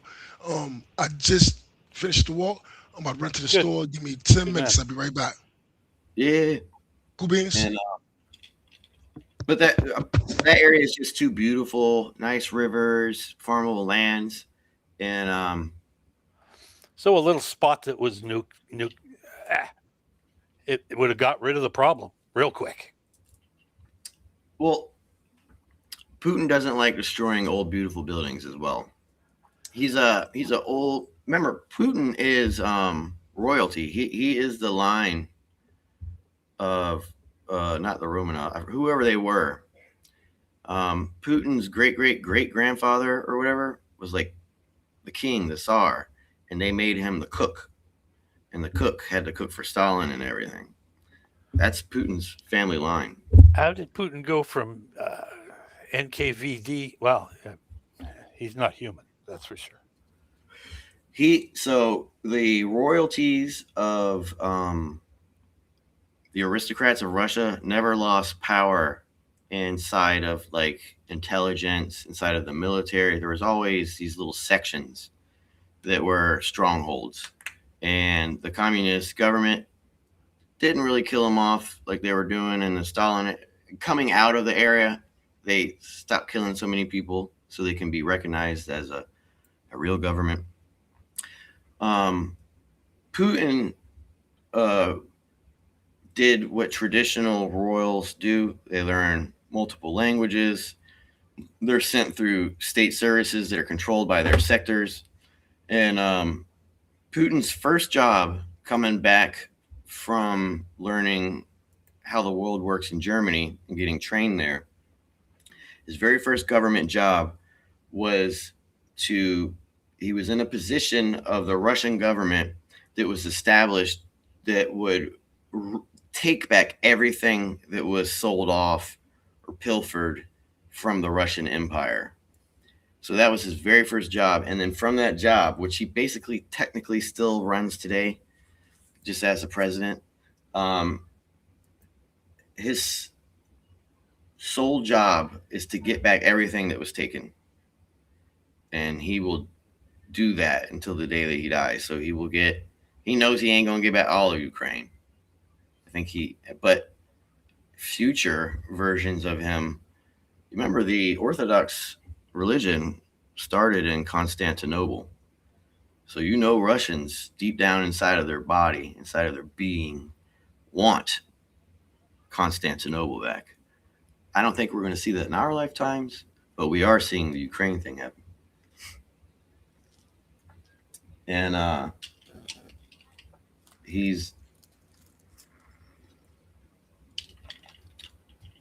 never again will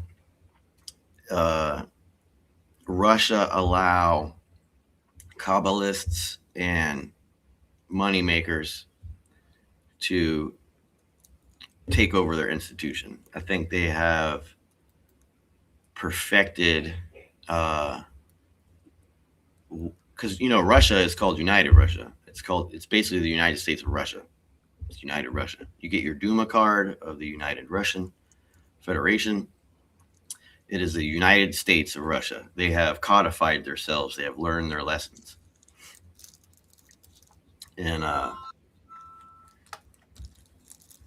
I like Putin a lot. I've studied Putin for decades at this point.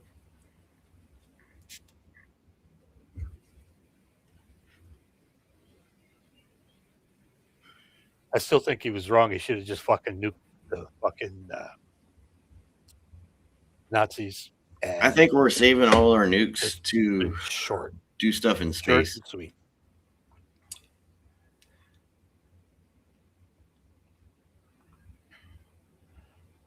I'm not a fan of using nukes. Oh, neither am I.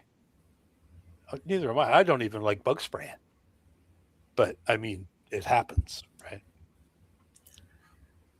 The I mean, the only reason why we use these quote unquote nukes, so-called nukes, on Japan, who was it? Good. Was it true? No, well, it was the central banks that did it. It was a fucking banker. Was it Truman? Who was the asshole? Roosevelt?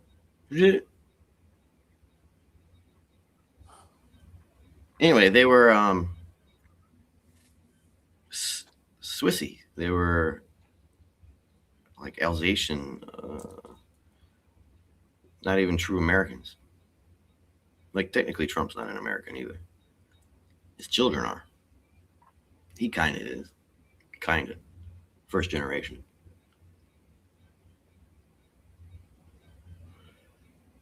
Yeah, it's Truman. Truman and Roosevelt and all those dudes, if you read like the book A Terrible Mistake by Albarelli, and a handful of books that came out, I would say in the 90s. Woodrow Wilson, he was also terrible.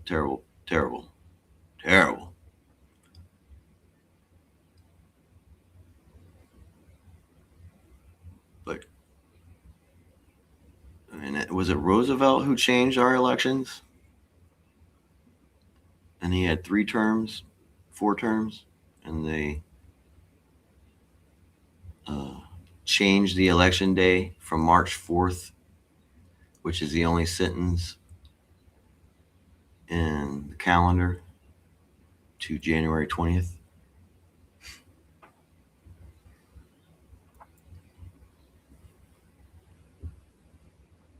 Now, his dad was a German. Trump's family is the Drumpf line, and his mother's line is the McLeods. And Trump's great-great-grandfather wouldn't let Frank and that family join in any of the war because they knew that. So the reason why they did World War I and World War II was essentially to codify the border states and redraw the maps. And they sent all the sons out to die. And if you were Orthodox or like Jewish or Christian or whatever, females at the time weren't allowed to run your properties, so the state would take them. And they were doing that all the way back in the Crusade days. And, yeah, I don't agree with that much, but yeah, they send your son out to die, and then they take your property. And also, Trump's family on the male side in Germany had orchards, a lot of wine orchards, and so they fled the country. His grandfather, Frank's dad. Yeah, wine was a really big staple back then. It's not like it was a cash cow, now. And they needed money. That too. Yeah, and so it was in the Hesse area too, which is Saxe-Coburg-Gotha's, the Rothschilds, Unilever people, all your shampoo, and so he bounced, and then also in England, in Scotland rather, Queen Victoria or her father or whatever, they took all of, or maybe a few generations before that, they took all of Trump's mother's ancestral lands in Scotland as well. And that's why they fled both to America.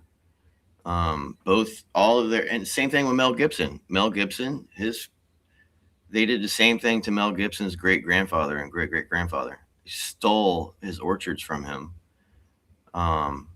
And Mel Gibson and Mel Gibson's father have been after the Vatican their entire lives because of it. And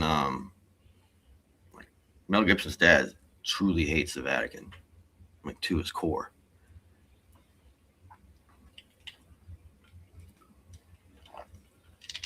But they're generational wealth families, so they came over here with America. You remember, like Trump's family, they knew the Tesla family. Trump's family has known the Tesla family for generations and generations.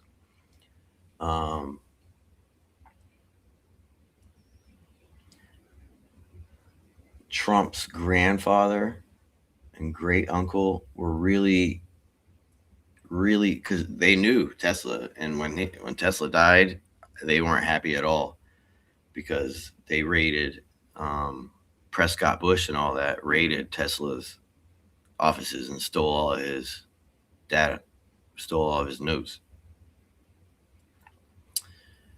And Donald Trump's uncle worked for the Department of Energy. They have Tesla's patents. Trump's family is huge in patents. Huge. You may not know that.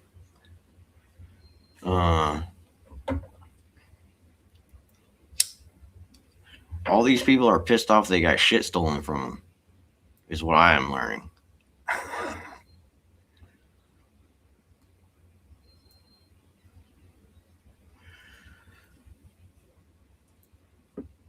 I would not be surprised if we really take Greenland. Take it.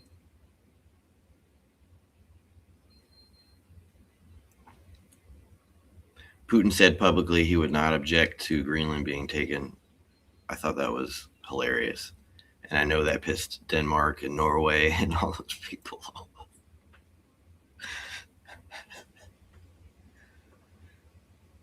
This is like one of the greatest tit for tats ever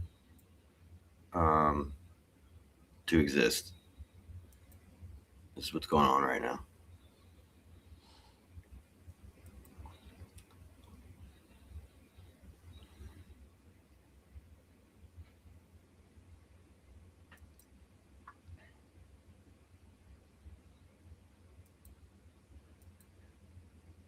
Why would he lie? He's not the Trump is a professional liar, dude. He's plus ultra. Trump is a plus ultra. He runs plus ultra, and he's also the chieftain of the McLeod clan, and he's also the president, and he also has his son running the Trump enterprise.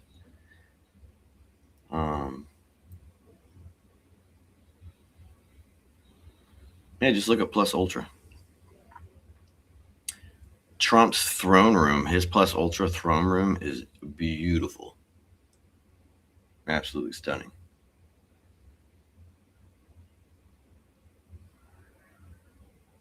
Trump does not like talking about a lot of things because he's extremely superstitious, and he will not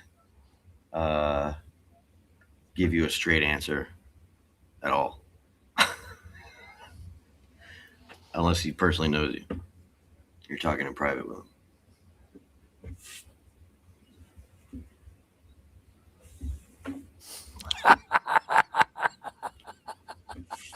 You ain't never get a straight answer out of that motherfucker. I'm looking at marine traffic down around Hormuz. One of the boats out there, it's named Iran Failed. Yeah, you know what's hilarious about a Strait of Hormuz? Esoterically, Hormuz is a birthing canal, and it has really ancient beliefs associated with the Strait of Hormuz. And, even better, it's a navigation buoy. Oh my God, it's going to be there forever. Okay, now I know why. Yeah, so the longer we stay there, the more we're fucking with King Charles, the King of Brussels, Norway, and all. We're messing with the whole Trump by being there with his military is fucking with all of the Europeans money. And Trump is making Iran sign over a new deal, and Oman has picked up their sword and said, I would like to participate in this new signing of this new deal. And basically, the deal that will be made in the Strait of Hormuz will be between Oman, Iran, and looked over by Trump's Kabbalist, Jared Kushner, the other Kabbalist, Steve Witkoff. And they're going to sign these deals without King Charles's influence and without Brussels' influence. And that is going to infuriate King Charles. That's going to infuriate Brussels and Antwerp. Because remember, Antwerp is where all the Jews hide their diamonds. So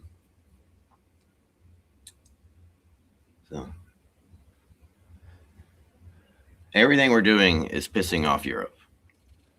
Everything. And that's why I mentioned, why is France sending their military secretly into Iran? Are you extracting your people? There's a lot of mercenaries over there now too. Oh yeah, I wonder why. Because there's loose shit laying around to be grabbed. Mm-hmm. So I did before whatever this new version of AI just came out that irritates you now and just doesn't give you straight answers. I had a long conversation with Grok, and I was able to get him to table out everything of all of the European money and institutions that are in Iran. Like Iran's oil field, their oil fields are ran by British Petroleum. That's BP, that's King Charles. So every ship that he blocks, he's stopping. Well, it was Queen Elizabeth's, right? Well, she's dead now, and everything goes to him. And he basically ran the ship. I don't know about that. Yeah, the way it works, the Bank of England is Prince Charles, and that's ran by the Rothschilds, by proxy of the chairman of the Bank of England, which is Carney, which used to be Carney, and now he's the president of Canada, ironically. King Charles runs every Commonwealth. He runs Canada, New Zealand, Australia, the Bahamas. Every Commonwealth state is his. It's the United States of King Charles. His brother runs the Masons, is the Grandmaster Mason. The Duke of Kent is his brother. Anyway, I did a breakdown with Grok, like Smith, Saxo Klein. All of these companies that are in Iran are ran by like Brussels, Norway, France, and England. Like small motor parts, plastics, manufacturing, iron manufacturing, oil exports, and all that. It's all owned by European interests. And Trump has obliterated all of their infrastructure there. Everything he blew up is basically European property, which is fascinating. And Prince Charles, or King Charles, pissed off Bibi Netanyahu the other day. And you remember when Netanyahu was striking those oil fields, those big ass reserve, that's European oil. And that was Netanyahu and the Zionists telling King Charles, suck my dick. I'll blow up more of your fucking oil field.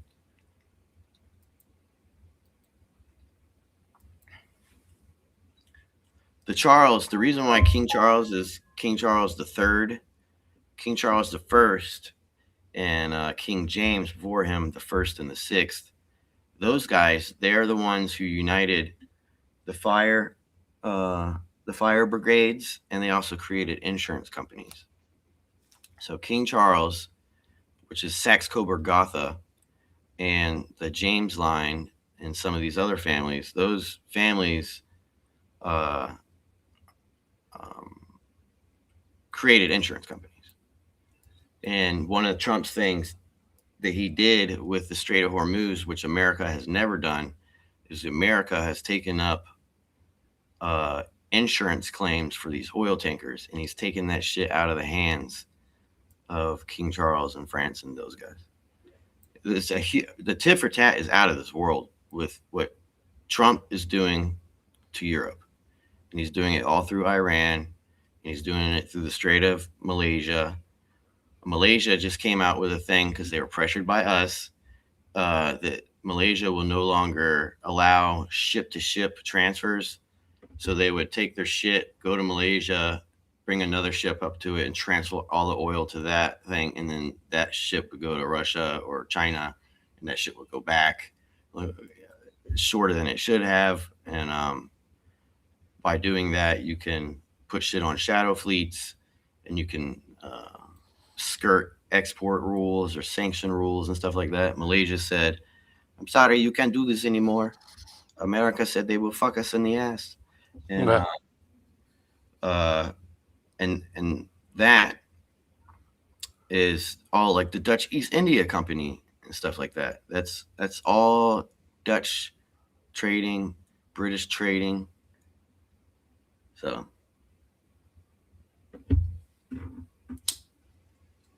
what Trump is doing to these people is blatant and out in the open, and the media is doing a very good job at making everything nonsense.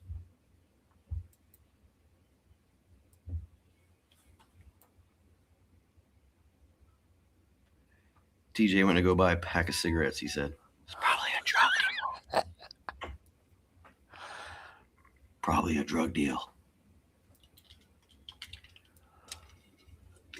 So what the Europeans are really good at is causing problems to make insurance premiums go up.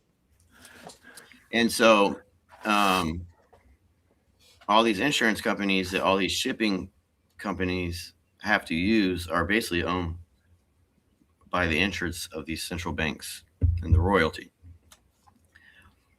Our government is now providing insurance. You're going to start having private companies eventually start providing it out of European control. Because do you know this? Just this morning, this shit is wild. What's going on if you just pay attention? This morning, the Taiwanese raided a microchip company's headquarters, and all these microchip companies like Taiwan and stuff like that, they're basically ran by HSBC, which is the Hong Kong Shanghai Banking Corporation, which is a British bank.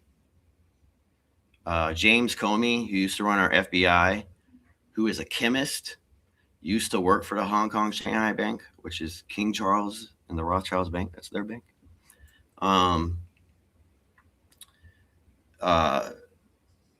I think it's the DOJ is coming after these chip companies, or it's not a DOJ, it's some other nation's judicial system is coming after these microchip companies for price gouging and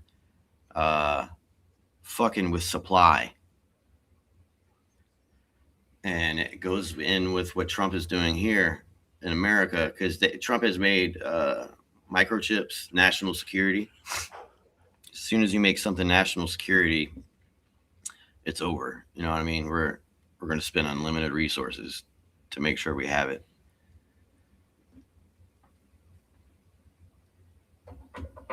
How's Candace doing? I don't know. I don't really follow Candace. I like what she said on Charlie Kirk being pew-pewed by Kabbalah. But what are you going to do? What are you going to do?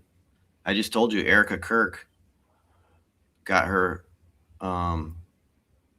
mortgage license from the Cochrane Group, which is owned by the French banker dickhead de Rothschild. She got her goddamn realty license from a Rothschild.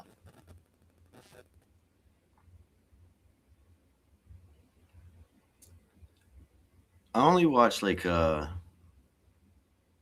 so Charlie Kirk was a sheep, and they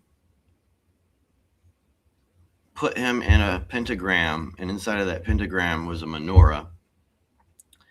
And what they do to sheep is they cut their jugular on the side of their neck. They use shanks, like the Romanians and the Slavs and all that stuff. They did it in World War II, and they also did it all the way going into like the Srebrenica stuff in Serbia and Srpska and all that, they would line all these men up and tie them to pig troughs, and a guy with the shank on his shoe would walk by each male and shink, shink, shink, shink, shink, go down the line and cut their neck.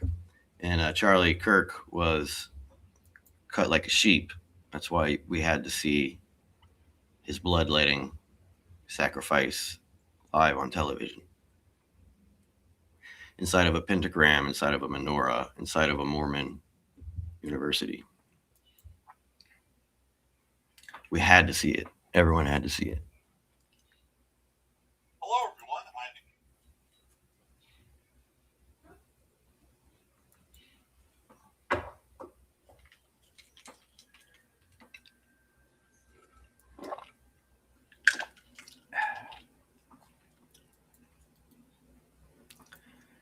My hobbies are studying Rothschild agents and King Charles agents. That's my hobby, Angela.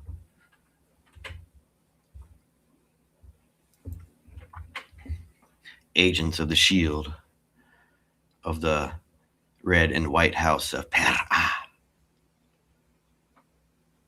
aka Pharaoh, aka Central Banks.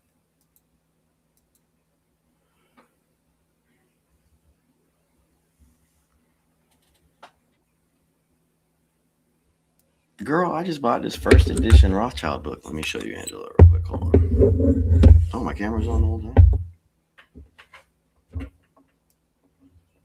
I hope it didn't see me jerking off earlier.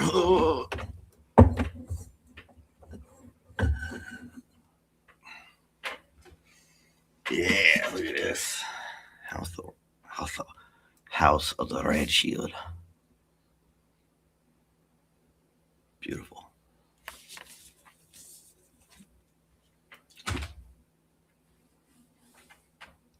It's not really that dark. I have the screen door open, as you can see.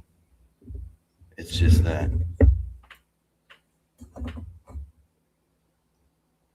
It's light. Angela, if you just wanted to see my hair, you could just. I'm back. I'm gonna shut up because I just want to say this real quick. Thank you for holding me down. So I'm not going to interrupt this conversation you're having. I don't know what the fuck y'all talking about. So I'm gonna just fall back and find my spot to fall in. Y'all go ahead and continue what y'all talk about.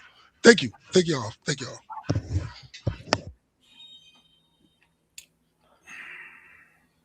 Hey. Oh, yeah.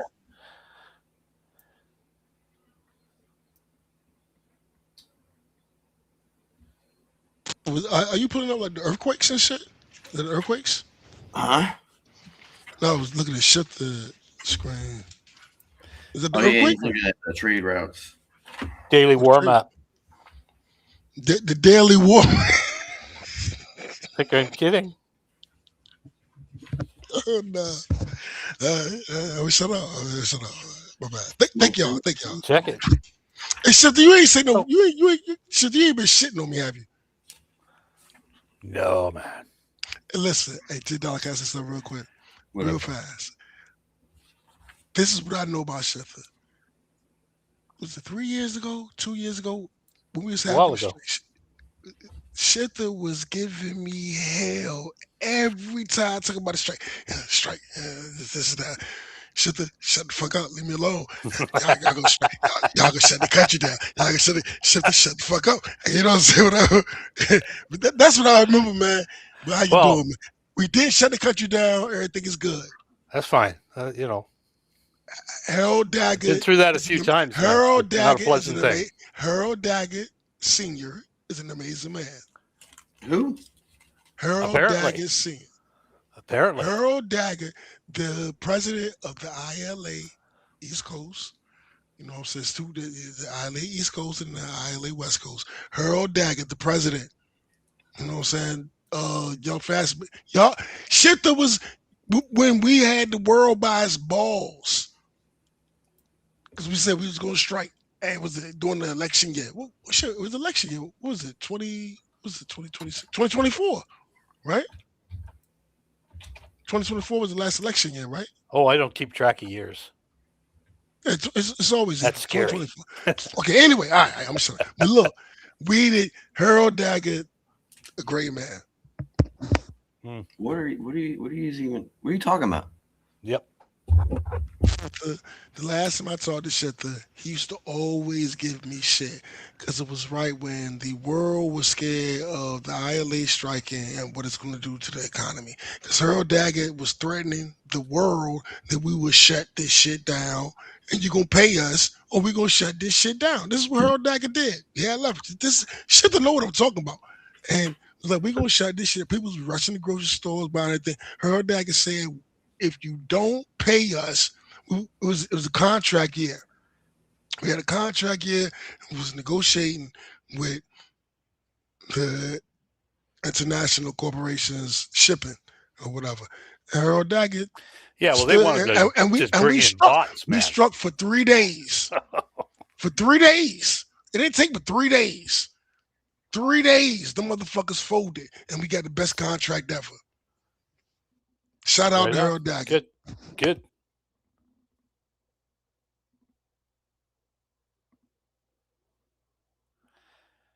Yeah, the company that was going to install the loading and unloading bot system. Let's say that when it's escalating to the courts, you know what I'm saying? When it's escalated to where you feel like you have to go to the courts and spend some 3 a months amount of money, that maybe 3 this is months your time when you might think that I'ma just, nobody's saying get off the internet. I'm saying just don't pay them no attention. The same way I'm telling them not to pay you no attention, just pay them no attention, man. I've been trying to do that, dude. And like, and you'd be like, oh yeah, TJ, that's great advice. And then next he's going to go the other way. All right, it's so funny. It's like, I like, the problem is the stuff the advice you're giving Orlando's me back is and Titus is like 4 here. years ago, right? I know. And it's like, it's just like, I tried that. I tried it with John Del Rose. I ignored him for a year. I ignored Del Rose for a year. And no, I was just saying they're in the chat. I just wanted to say they lie like it's the fucking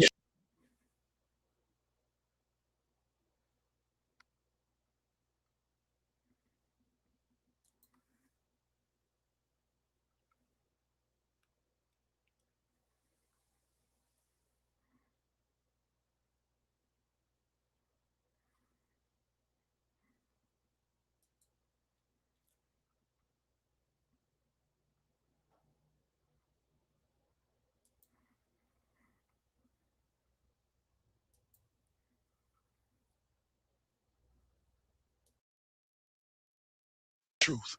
Yeah. And I truly understand you saying enough is enough. Let me say that again.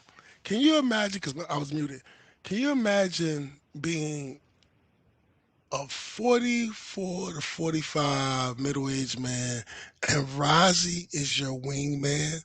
Can you imagine this? Listen, if you remove the Rozzy pass and the Rozzy pass says, oh, that's just Rozzy. If you just remove the Rozzy, we all, because we're familiar with him, so the Rozzy pass. Oh, that's just Rozzy. If you remove the Rozzy pass, this motherfucker is awful. And that's your ace. I'm done. I'm not gonna.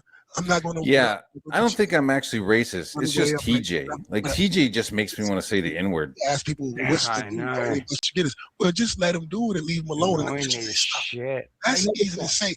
That's first of all, they never stop, and that's easy to say. Matt Boss said, "It's just TJ. I'm only racist with TJ." He'll also say, TJ's the guy to go into the comic shop and be like, y'all a bunch of nerds, but then stick around. This dude, he's a hell of an artist. I give him that. But I can draw too. I can make music, I can cook, I can spit. I'm creative too. So you just happen to go to school and find yours more than me. That doesn't change the fact that you are a horrible person. Insufferable. Matt Barr, the insufferable. I thought he was on this. I hate that word too. And then when they eat through that Skype case, he'd be like, well, it happens to me all the time. Y'all Comicsgate for you. Levels. Ethan's making millions. You're not. No, I don't blame Comicsgate. I'm Easy to say this. He can monetize the shit and make a whole lot of money off of these people. Yeah, it's my fault for escalating shit like I have. You know what they're doing. But if you told me I'm to say it right now too. Are you here now?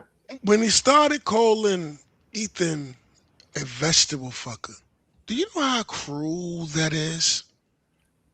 As a man, to say to another man who just found out that a married man, a married Christian man, that found out that another married Christian man just found out that his wife has a terrible disease. And it wasn't that Ethan said something about his wife. This is exactly what happened. It was when Anna and PTP said that it was the hairborn shit, and Ethan said that PTP or Anna, one of them, he was like, they said his wife said this. This is it. He said that they said that his wife said this. Matt took that shit. Oh, you see my wife's name? You see my wife's name? And then started calling the nigga a vegetable fucker. Do you know how cold and he's mean, dude? He's just a mean. I swear for Jesus, if I was Ethan. I'm still here. A vegetable fucker? You can't walk that back.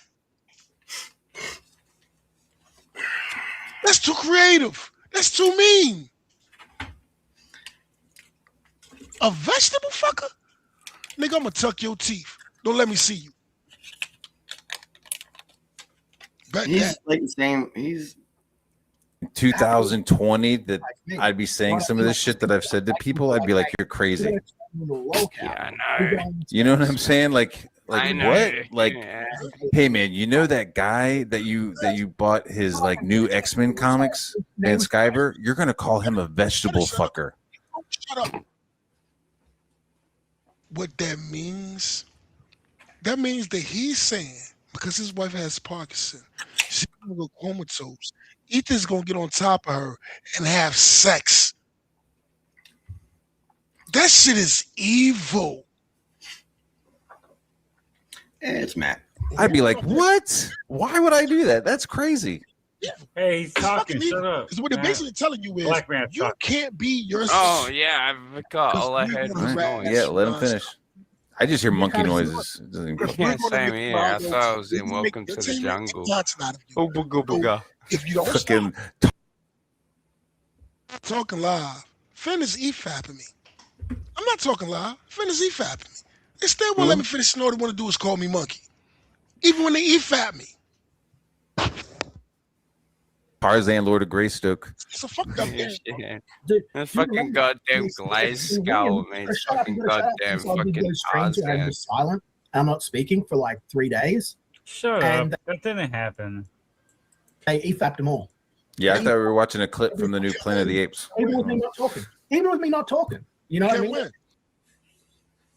Tarzan, Greystokes, I know exactly. I mean, he's ruthless with it. Benjamin Buttons, ruthless with it. Vegetable fucker. Ooga booga. When I'm talking about. It's not. This isn't a ordinary like internet trolls. Dark I'm dealing with that Koala. level beyond that people don't understand. It's Gremlins. like, It's yeah. gremlins. Yeah. And you can't. I need to go trademark that right now. Dark Koala hashtag. There's no. Yeah. Hey, you have to Copyright, understand, Matt Barr. wake up in the morning, and this is for real. If Matt Barr worked at where I worked at, and Matt Barr had the balls to talk the way he talked, he wouldn't be talking that way after a week, after 2 days. Because once he come out his mouth like that, man, dudes don't play like that, man. He's saying vegetable fucker? That's some shit. That's some shit when the police roll up and be like, what happened? And you explain to the police what happened, the police might side with you.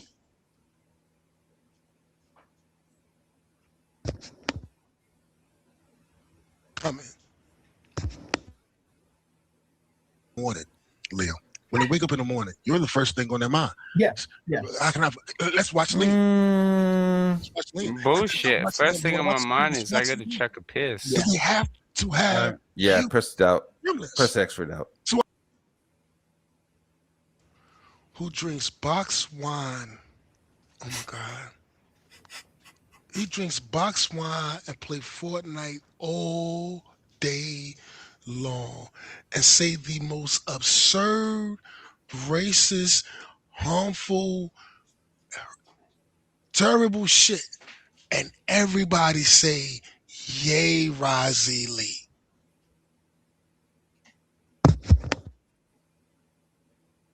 I understand you're in a you're in quite the pickle. Yeah, and I just don't need to deal with it. Like, I don't need to. Like, I don't have to leave. I don't have to give up my business. You're doing it right now. To like what? To what? A bunch of drug addict, unemployed, terminally online losers. So 5 things that Rozzy say that is hilarious and brilliant. He has 100 incoherent, belligerent, please shut the fuck up, Rozzy. Why are you talking things? Fucking goddamn it, fucking goddamn it, fucking god.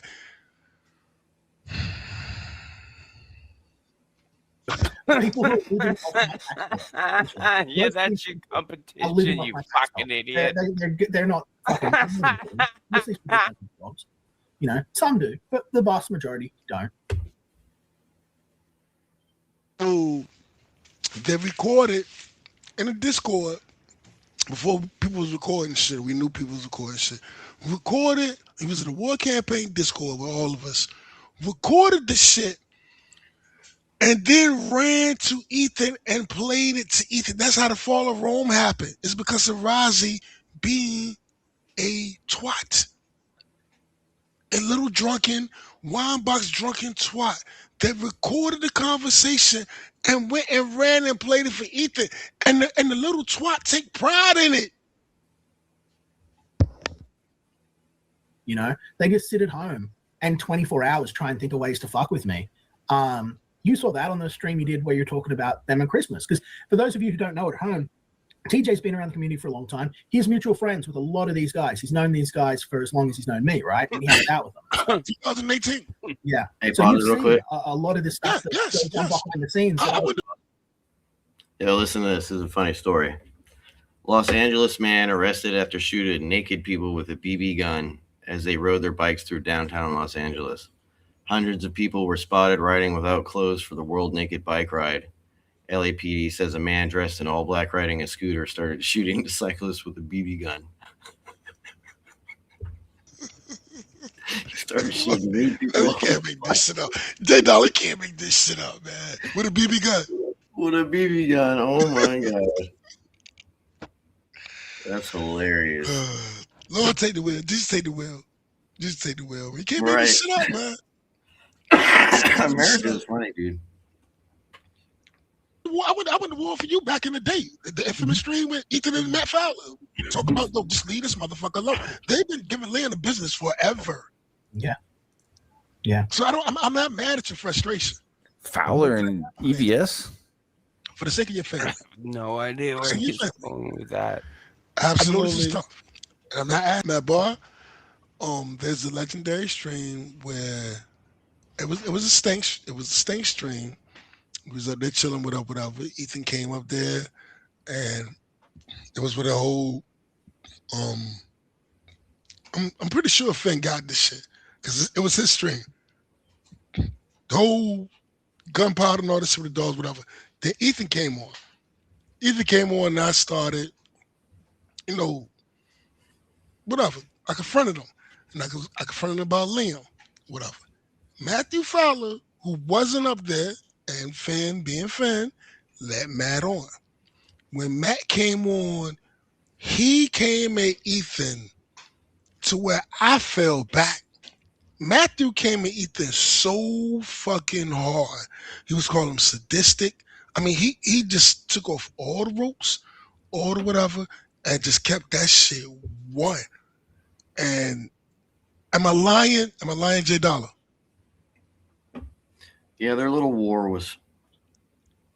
Matt. Ever since then, Ethan, Tiger Blue, Matthew was all the way CG.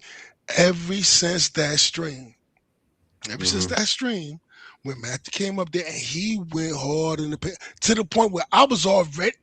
I want you to understand what I'm saying. if I'm saying to Ethan, nigga, you ain't shit, leave the man alone, leave the man alone. I'm telling you, Matthew came in and won up all of us and kept it a beam. And I just fell back. When I heard him talk, I was like, oh, shit, he got this. And Matt went in. Am I lying about this, J Dollar? No. Matt likes to be mean.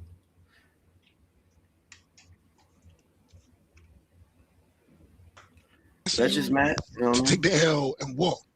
What I am saying is, instead of doing streams of, I'm going to strike everybody down, and I get it because, yo, I'm with you. I am with you. It's hard for me to say this. You know what I'm saying? That makes sense because I understand both sides of it. What I'm saying is, just do Liam instead of giving them any attention. Yo, Sinatra, isn't this the same guy that's giving Liam advice right now? He's doing both. No. So he's giving no. He's going to give a bad advice after this. I know, but he's giving good advice right now. But right after, he's going to give bad advice. This is the same guy you had to kick off of your stream. To all the men that have sons, when you go down and pray tonight, pray that your sons don't turn out like Finn. Finn is one of the most effeminate men that I've met. You know what I'm saying? That actually isn't gay. You know, I don't think he's gay. You know what I'm saying? But I've never met a more effeminate man that's not gay than Finn. I've heard you when you get drunk on streams, and you were just like him. And I need receipts. When you were drunk talking about grinding on that train. That happened. I was in the club. It was New Year's. You've been on stream. That's not being effeminate. Finn is effeminate. What? I don't know what that means. What does that mean? Effeminate means female behavior. He behaves like a female. Oh. So do you sometimes. I need receipts. Live I didn't on want air to. because he was doxing his kids' fucking names. Oh, I did that before, yeah. I'm gonna run this back real quick. I want you to understand the ridiculousness of what they're saying. Rozzy, the box wine drinker that never knew his father, that has nothing, you know what I'm saying, a belligerent drunk, and the effeminate Finn. I want you to hear what they just said about me and why he had to block me. And what they're going to tell you is Raz is going to say, he's going to make it seem like I committed a crime by saying my children's name. Listen to him.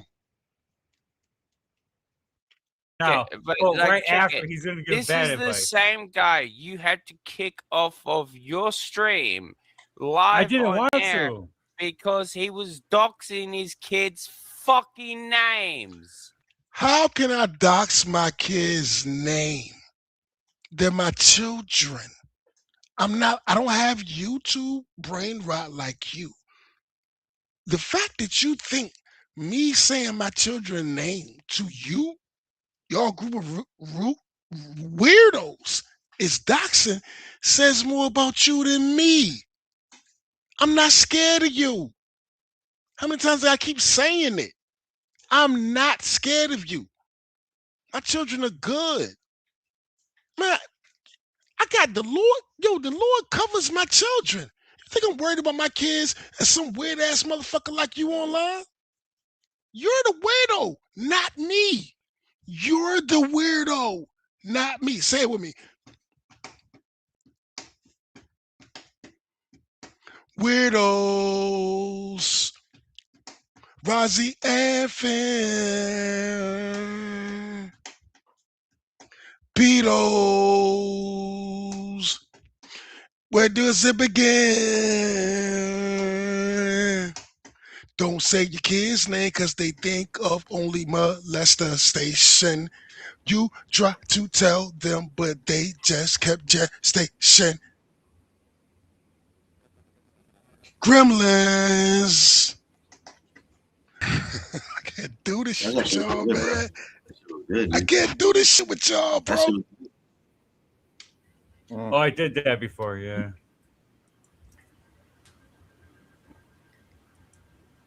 That was really good. Yeah, he's Bleem. Bleem, the black Bleem.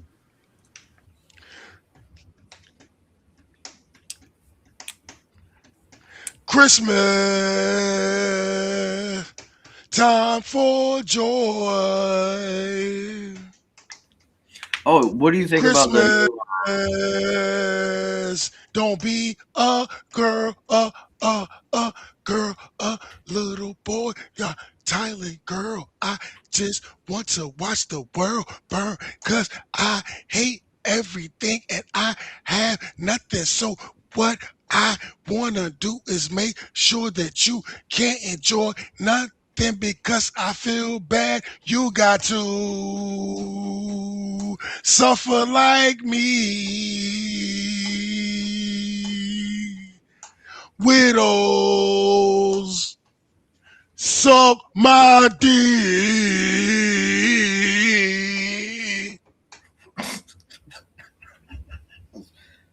Mwah. I thought that was One Gun. I thought One Gun was the fucking Bleem. Nah, One Gun is not Bleem. One Gun's just One Gun. Yeah, they're all Bleems. All black people are just black Liams. They're all the same. They all look. What the fuck sort of fucking racist shit is that? Yeah. No, Funny, while I'm brought it laughing, up. I do not subscribe that all black people are Liams. Nobody ever put Yeah, those. no shit, man. Nobody What the ever compounded all these ideas together. It's not racism. It's just fucking innovation. Okay. Uh-huh. By the way, that's my middle finger. I'm using my middle finger. I'm shooting y'all the bird on the beat. Yeah, because we was Kangs and shit. Because things have been a bit melodramatic lately. Like I'm being pretty, I gotta go. I can't do it. about Yeah, have a good one. The Lord is good. This is too much. This is too much. My dog is going crazy. Because you're saying. I feel Satan present. I can't fuck with y'all. I'm going. You have a good one. Listen, call your mother, call your father, your baby mother, your baby father, your kids, your brothers, your sisters, your uncles, your nieces, your friends, your co-workers. Lord is good. I'm out, man.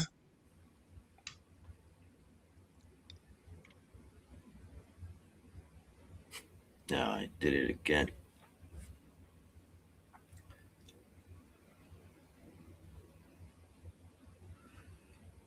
No, I guess we'll continue.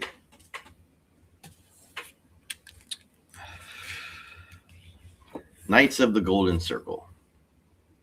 A secret order first recruited in the South was formed about 1855 by a Cincinnati physician to support pro-slavery policies and promote conquest of Mexico. During the Civil War, the organization was introduced into Indiana as an order of peace, Democrats or Copperheads to oppose Lincoln's war policy. Connected with many acts of minor violence under this name, the order did not promote any serious plots. Did not promote any serious plots against the federal government. It was reorganized in 1863 as the Order of American Knights and in 1864 as the Sons of Liberty, the last being involved with the Northwest Conspiracy.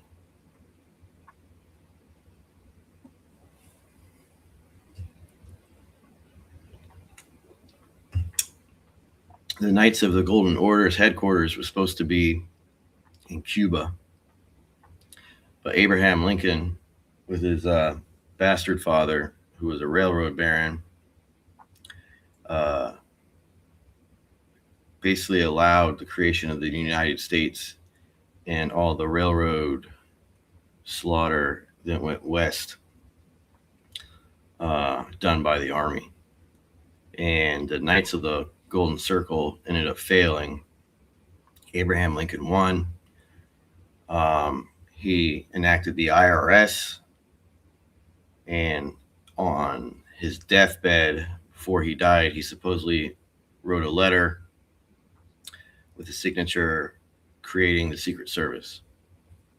And the Secret Service at that time, its only job was protecting the president and counterfeiting. And you know what that means.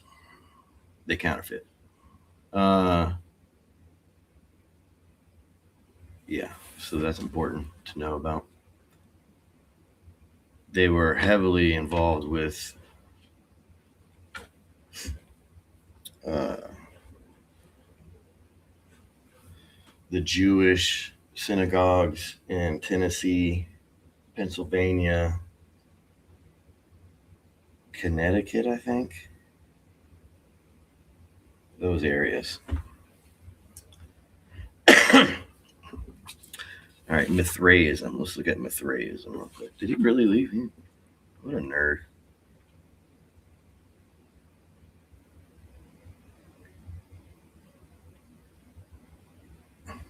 Or retarded.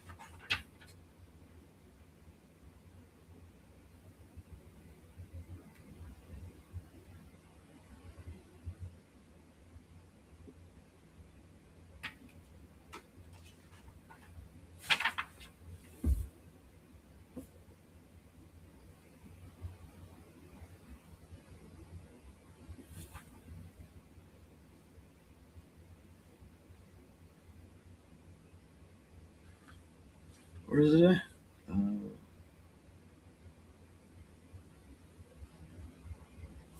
Is it not under Mithra?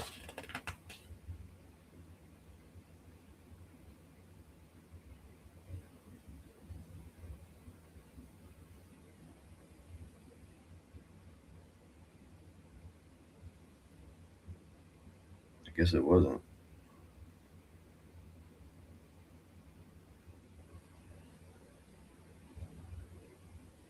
Monroe Doctrine. We can do that though. 623. I'll remember what it's under in a minute. Okay, so Trump just restarted the Monroe Doctrine, call it the Donroe Doctrine. Where does it talk about Australia? I don't want to read this whole thing. Or is it Alaska?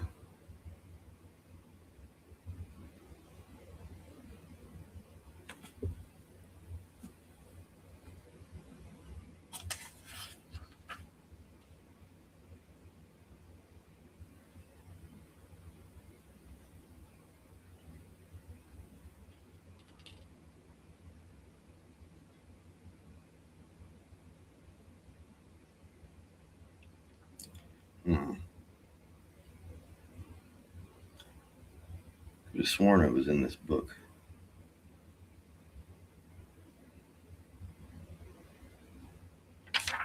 Oh well.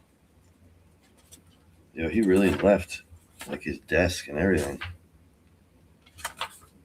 Was it not in this book? Oh, it was in this book. That's why.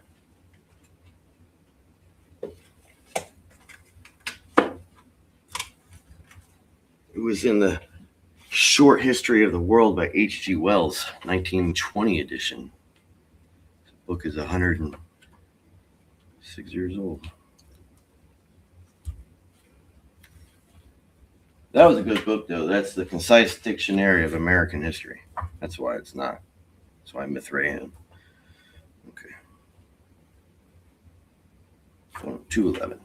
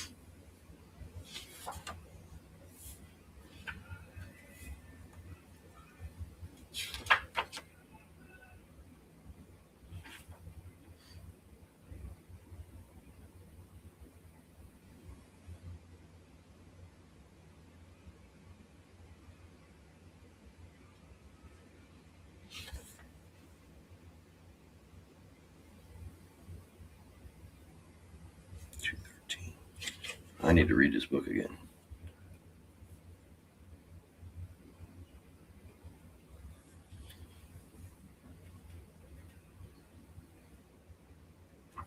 So it talks about the gutting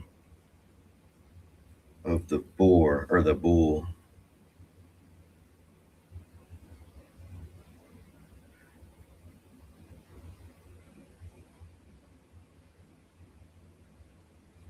It's basically an immortality religion. The mayor of New York rebuilt a Mithraean temple in London. Mayor, Jewish guy, I forget his name.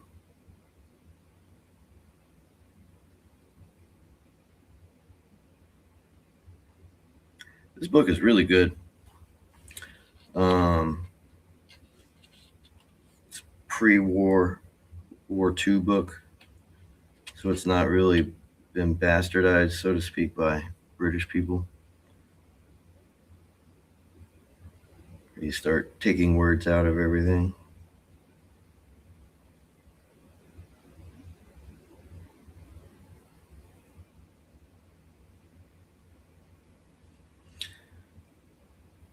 As Egypt developed from the city-states into the one united kingdom, there was much of this in theocracia. Chief god, so to speak, was Osiris, a sacrificial heart of this god, of whom Pharaoh was supposed to be the earthly incarnation. Osiris was represented as repeatedly dying and rising again. He was not only the seed that the harvest, but also, by a natural extension of thought, the means of the human immortality. Among this symbol was the wide-winged scarabus beetle, which buries its eggs to rise again, and also the effulgent sun, which sets to rise. Later on, he was identified with Apis, the sacred bull, associated with him to the goddess Isis. Isis was also Hathor, a cow goddess, and the crescent moon of the star of the sea. Osiris dies, and she bears a child, Horus, who is also a hawk god at dawn, and who grows to become Osiris again. The effigies of Isis represent her as bearing the infant Horus in her arms and standing on the crescent moon. These are not logical relationships, but they were devised by the human mind before the development of the hard systematic thinking that they were to have a dreamlike coherence. Beneath this triple group, there is also other and darker Egyptian gods, bad gods, the dog-headed Anubis, blah, blah, blah. Where is the sacrifice?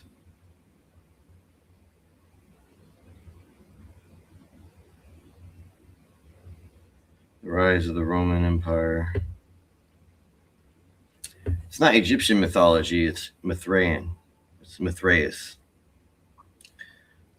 Mithras, which is basically the descendancy belief, agricultural belief that came out of the northern Iranian areas all the way to the Fertile Crescent. But they would, when you were becoming a high priest or a warlock or a wizard or even god or pharaoh, you would stand in a bath, an empty bath, and you had planes of wood above you, and they would gut the cow from the throat to the rear, and everything would pour over you and encase you with the celestial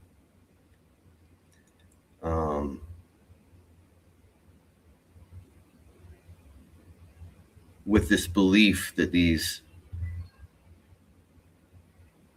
they had a belief that blood also provided nourishment, and they would also bathe in it, and then they had the overflow tank, and the overflow flowed down a channel and to the left, which creates a square. So you have, and then that square that it makes is where the priest had his small altar, and there was a bowl on it, and then the naked boy or the naked girl would scoop the blood out of the square and pour it into the bowl, and then the high priest, the male, would drink that blood that just washed over who is to become whatever they were doing that practice for.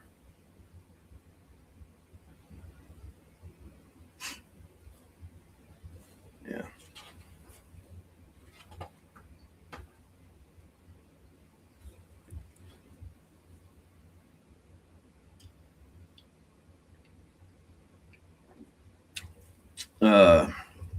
Both these religious and at the same time is true of many of the numerous parallel cults that sought the allegiance of the slaves and the citizens under the earlier Roman empires are personal religions. They aim at personal salvation and personal immortality.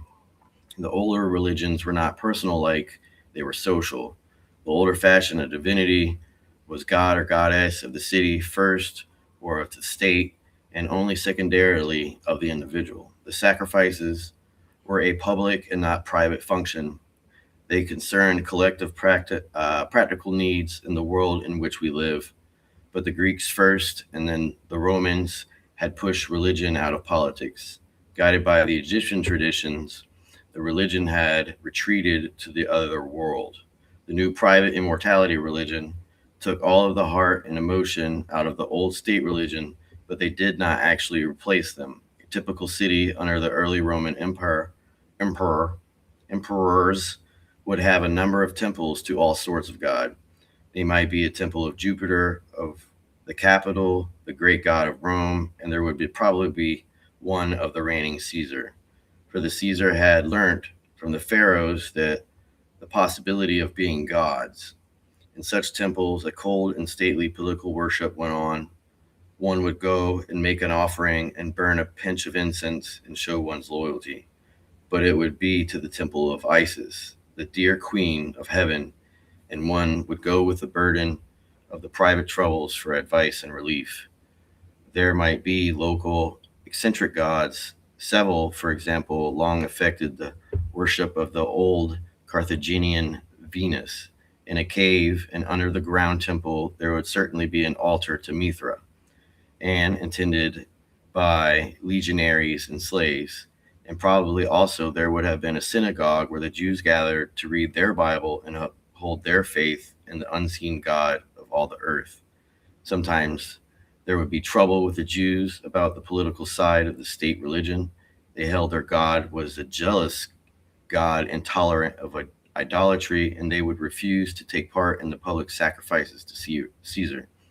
They would not even salute the Roman standards for fear of idolatry.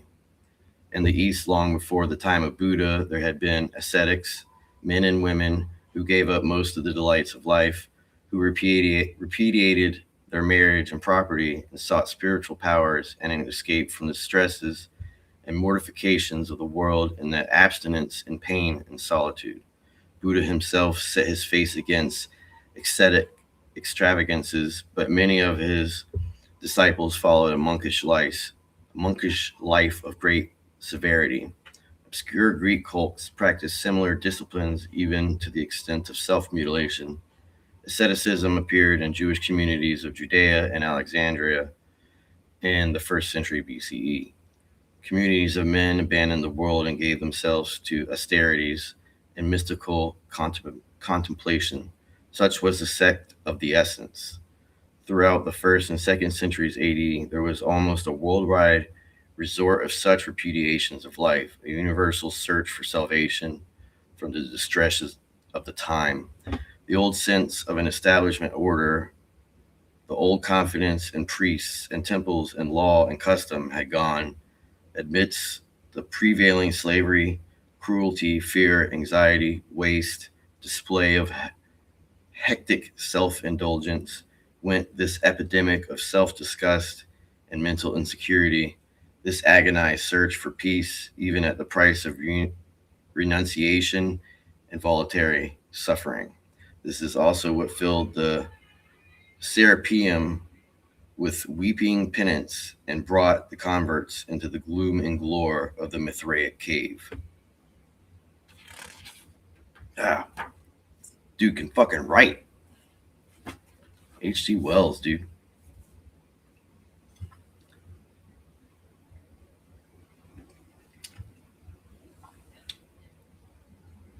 This book, Mighty Healthy. This book was written in 1920.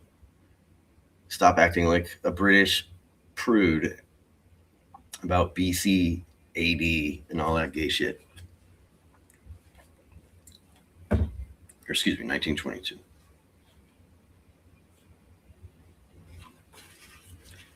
This book still has the truth about the Trinity accepted and upheld by Christendom and heathendom.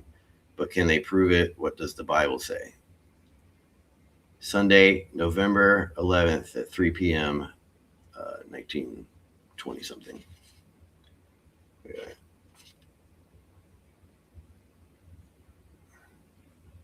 You think I can take this there and get free admission? Please send me a copy of The Kingdom is at Hand, enclosed is 35 cents. For 19 and a half centuries now, millions have prayed, let your kingdom come, let your will come to pass, as in heaven, also upon earth. Have you ever wondered when that will come? Do you realize that in order for God's will to be done on earth, there would have been a perfect man and women living here forever? Enlightenment of these points is found in the God's word, the Bible. That kingdom was established in 1914, and in that year, God's king took to his power and began to reign. Under that reign, mankind will reach a state of perfection, and the earth will become a paradise where man can live eternally, doing God's will. This kingdom was promised and foretold way back in the Garden of Eden. Down through the ages, that promise has been kept alive in the minds of the faithful men by prophetic dramas which have been recorded in the Bible for our benefit. You need to know more about this kingdom, and by obtaining a copy of the 384-page book, The Kingdom is at Head, and studying it along with your Bible, you can learn how to share in blessings of the kingdom's rule. This book is available at the advertised lecture or by mall. Watchtower, Brooklyn 1, New York, 117 Adams Street. It's a 100-year-old little sheet of paper. Isn't that cool?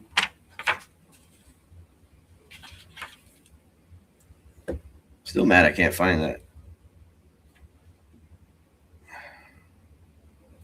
Ooh, the teaching of Jesus. Uh-oh. This is long.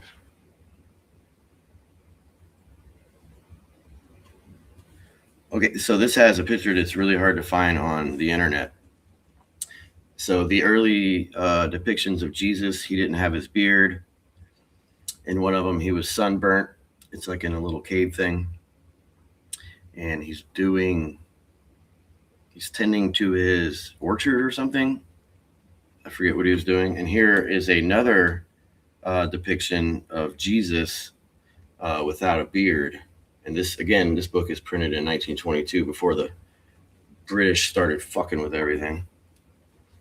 So this is one of the earliest depictions of Jesus.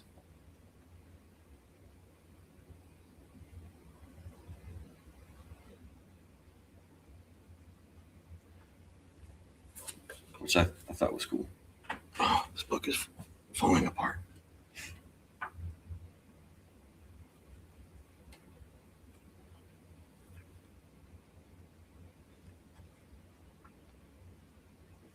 I don't know. Is there anything else worth a shit reading in here? I always found Mithraism important because it destroyed Zoroastrianism. It took over the church, the Vatican Church, before it was even the Vatican. It made central banks. Jeffrey Epstein worked for them.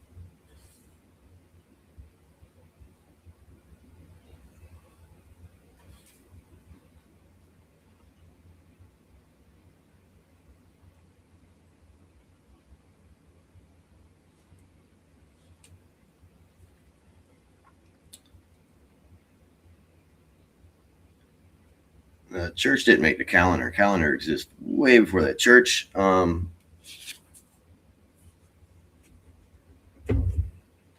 is responsible for changing the calendar twice in our modern times.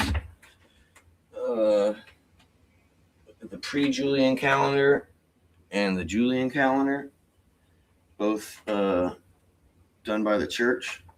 I guess it's the inside of the spine of the book. And the Julian calendar really fucked up everything, but you still have the Russians. They still use the old calendar system. Jehovah's Witness Watchtower. Are Jehovah's Witnesses in here? I don't even. My stepdad was a Jehovah's Witness. Jehovah, which is just a intelligence operation and money laundering institution.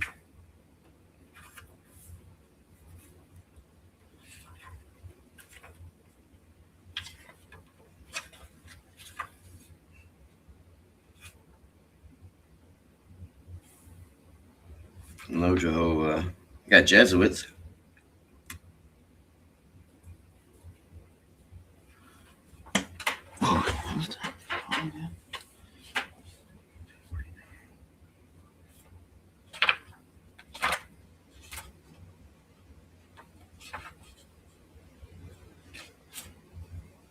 Oh, that's the Muhammad shit.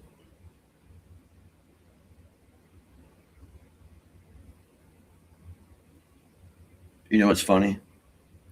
In the index, the Jesuits always come before Jesus. Isn't that crazy? Because of their spelling, of course. No other reason. 308. That's a pretty good esoteric sentence right there, isn't it? What did I say?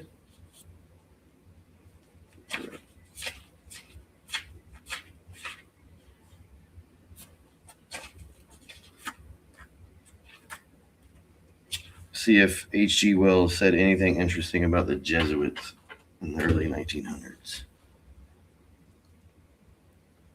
Oh, fuck me. What was the other page?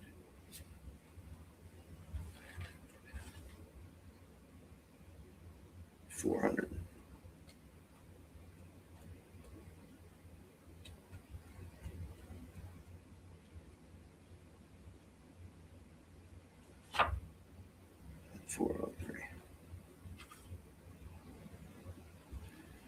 European aggression of the Jesuits in Japan. The Emperor of Japan, right now, his sister is married to a Jesuit. 33 or 23?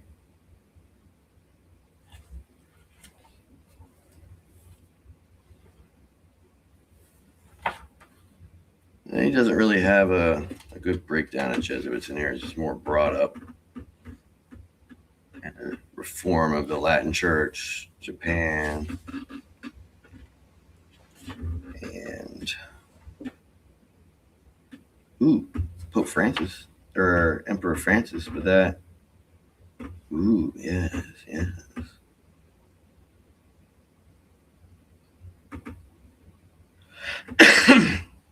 We can maybe read this. Because it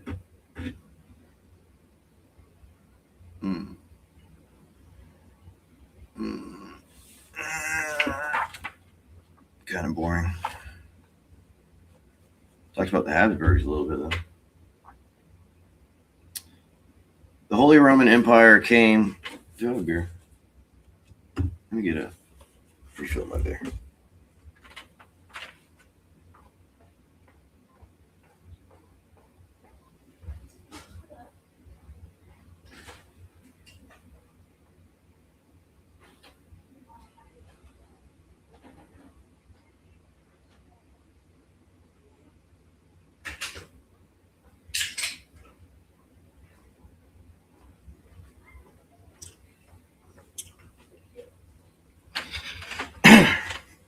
The Holy Roman Empire came to a sort of climax in the reign of Emperor Charles V. He was one of the most extraordinary monarchs that Europe had ever seen. For the time, he had an air of being the greatest monarch since Charlemagne. His greatest was not of his own making. It was largely of the creation of his grandfather, Emperor Maximilian I. Some families have fought, others have intrigued their way to the world of power. The Habsburgs married their way. Maximilian began his career with Austria, Styria, part of the Alsace, and the other districts, the original Habsburg patrimony. He married the lady named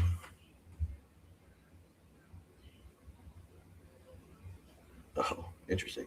The lady's name scarcely matters to us. The Netherlands and Burgundy.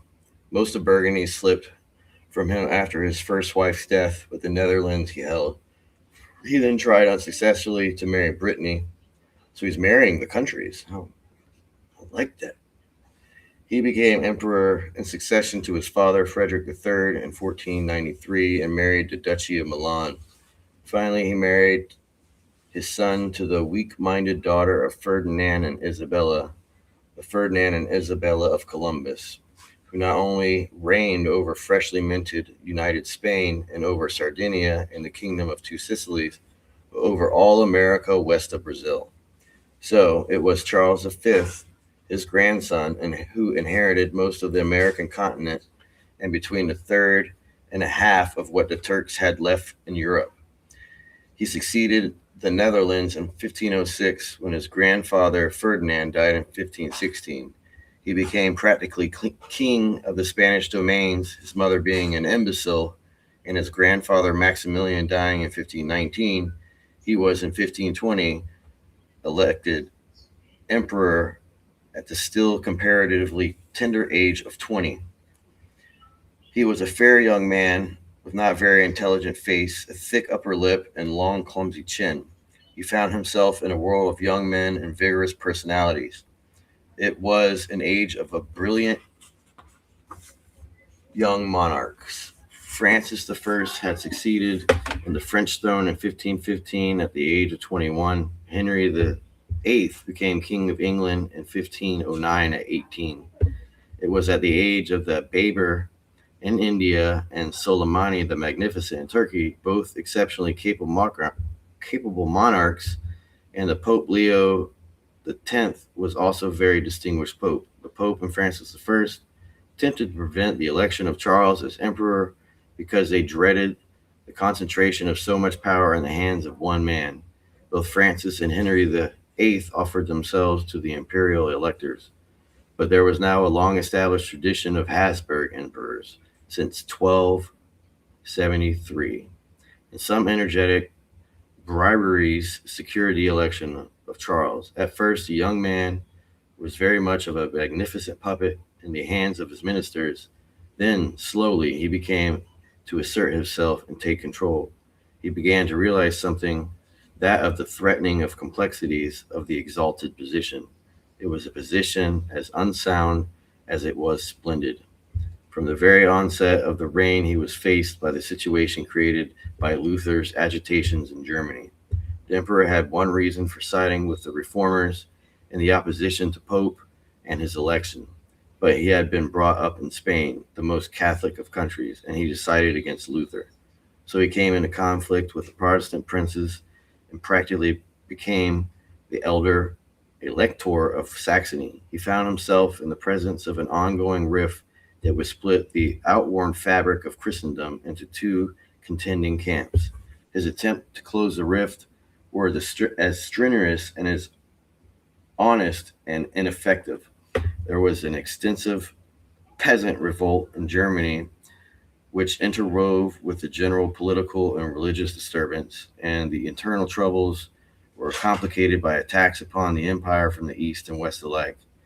On the west of Charles was the spirited rival Francis I, and to the east was the ever-advancing Turk, who was now in Hungary. In the alliance, Francis, in clamoring for certain arrears of tribute from the Austrian domains, Charles had the money and army of Spain at his disposal. but it was extremely difficult to get any effective support and money from Germany. His social and political troubles were complicated by financial distresses. He was forced to ruinous borrowing. On hold, Charles in the alliance with Henry VIII was successfully against Francis I and the Turk. The chief battlefield was North Italy.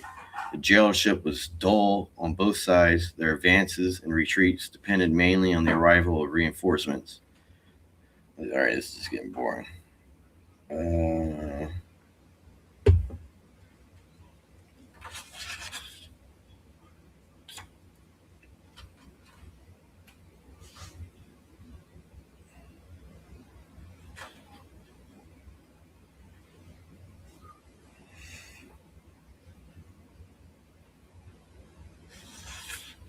Yeah, the rest is just nonsense. Honestly, that was all nonsense. Fall of Napoleon. That's a good book.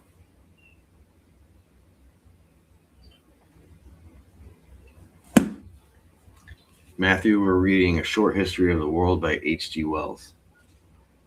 And there's not much on the Jesuits.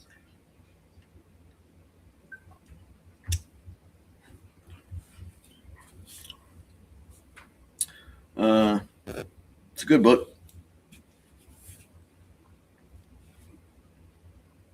I've never read through it like a book, but I have gone to this book multiple times. And I've read it all. But I'll be reading something on Wiki. I'll have an autism moment, and then I'll look at this book or a couple of other books that I have, reference them, get more info.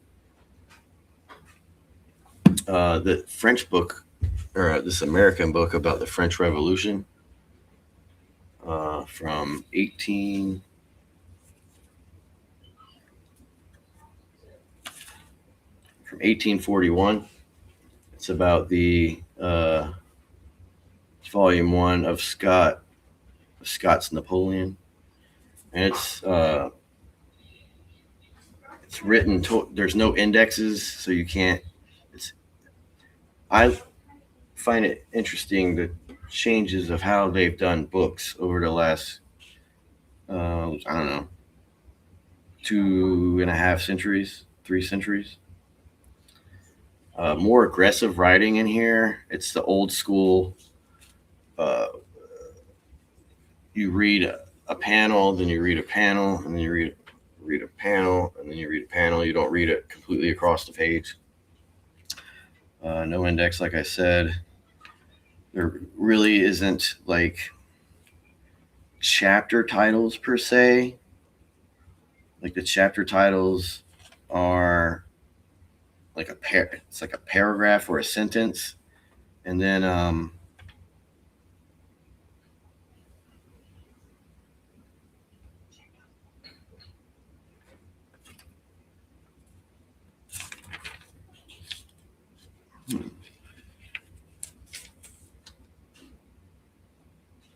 is that ink? I think I found a spot with like an ink spot on it. That's cool. Or it's like black mold and I'm gonna die. But this book is really interesting. It's more aggressive, with how it writes about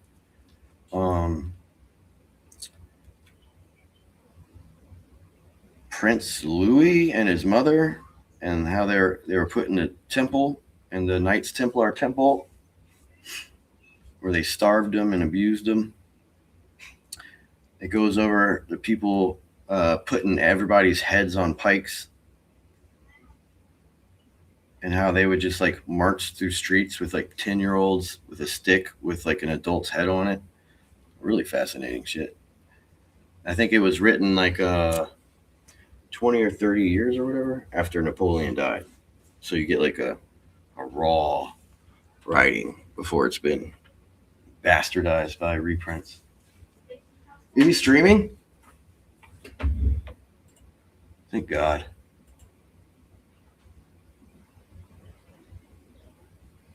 All right, I'm leaving. Bye, nerds.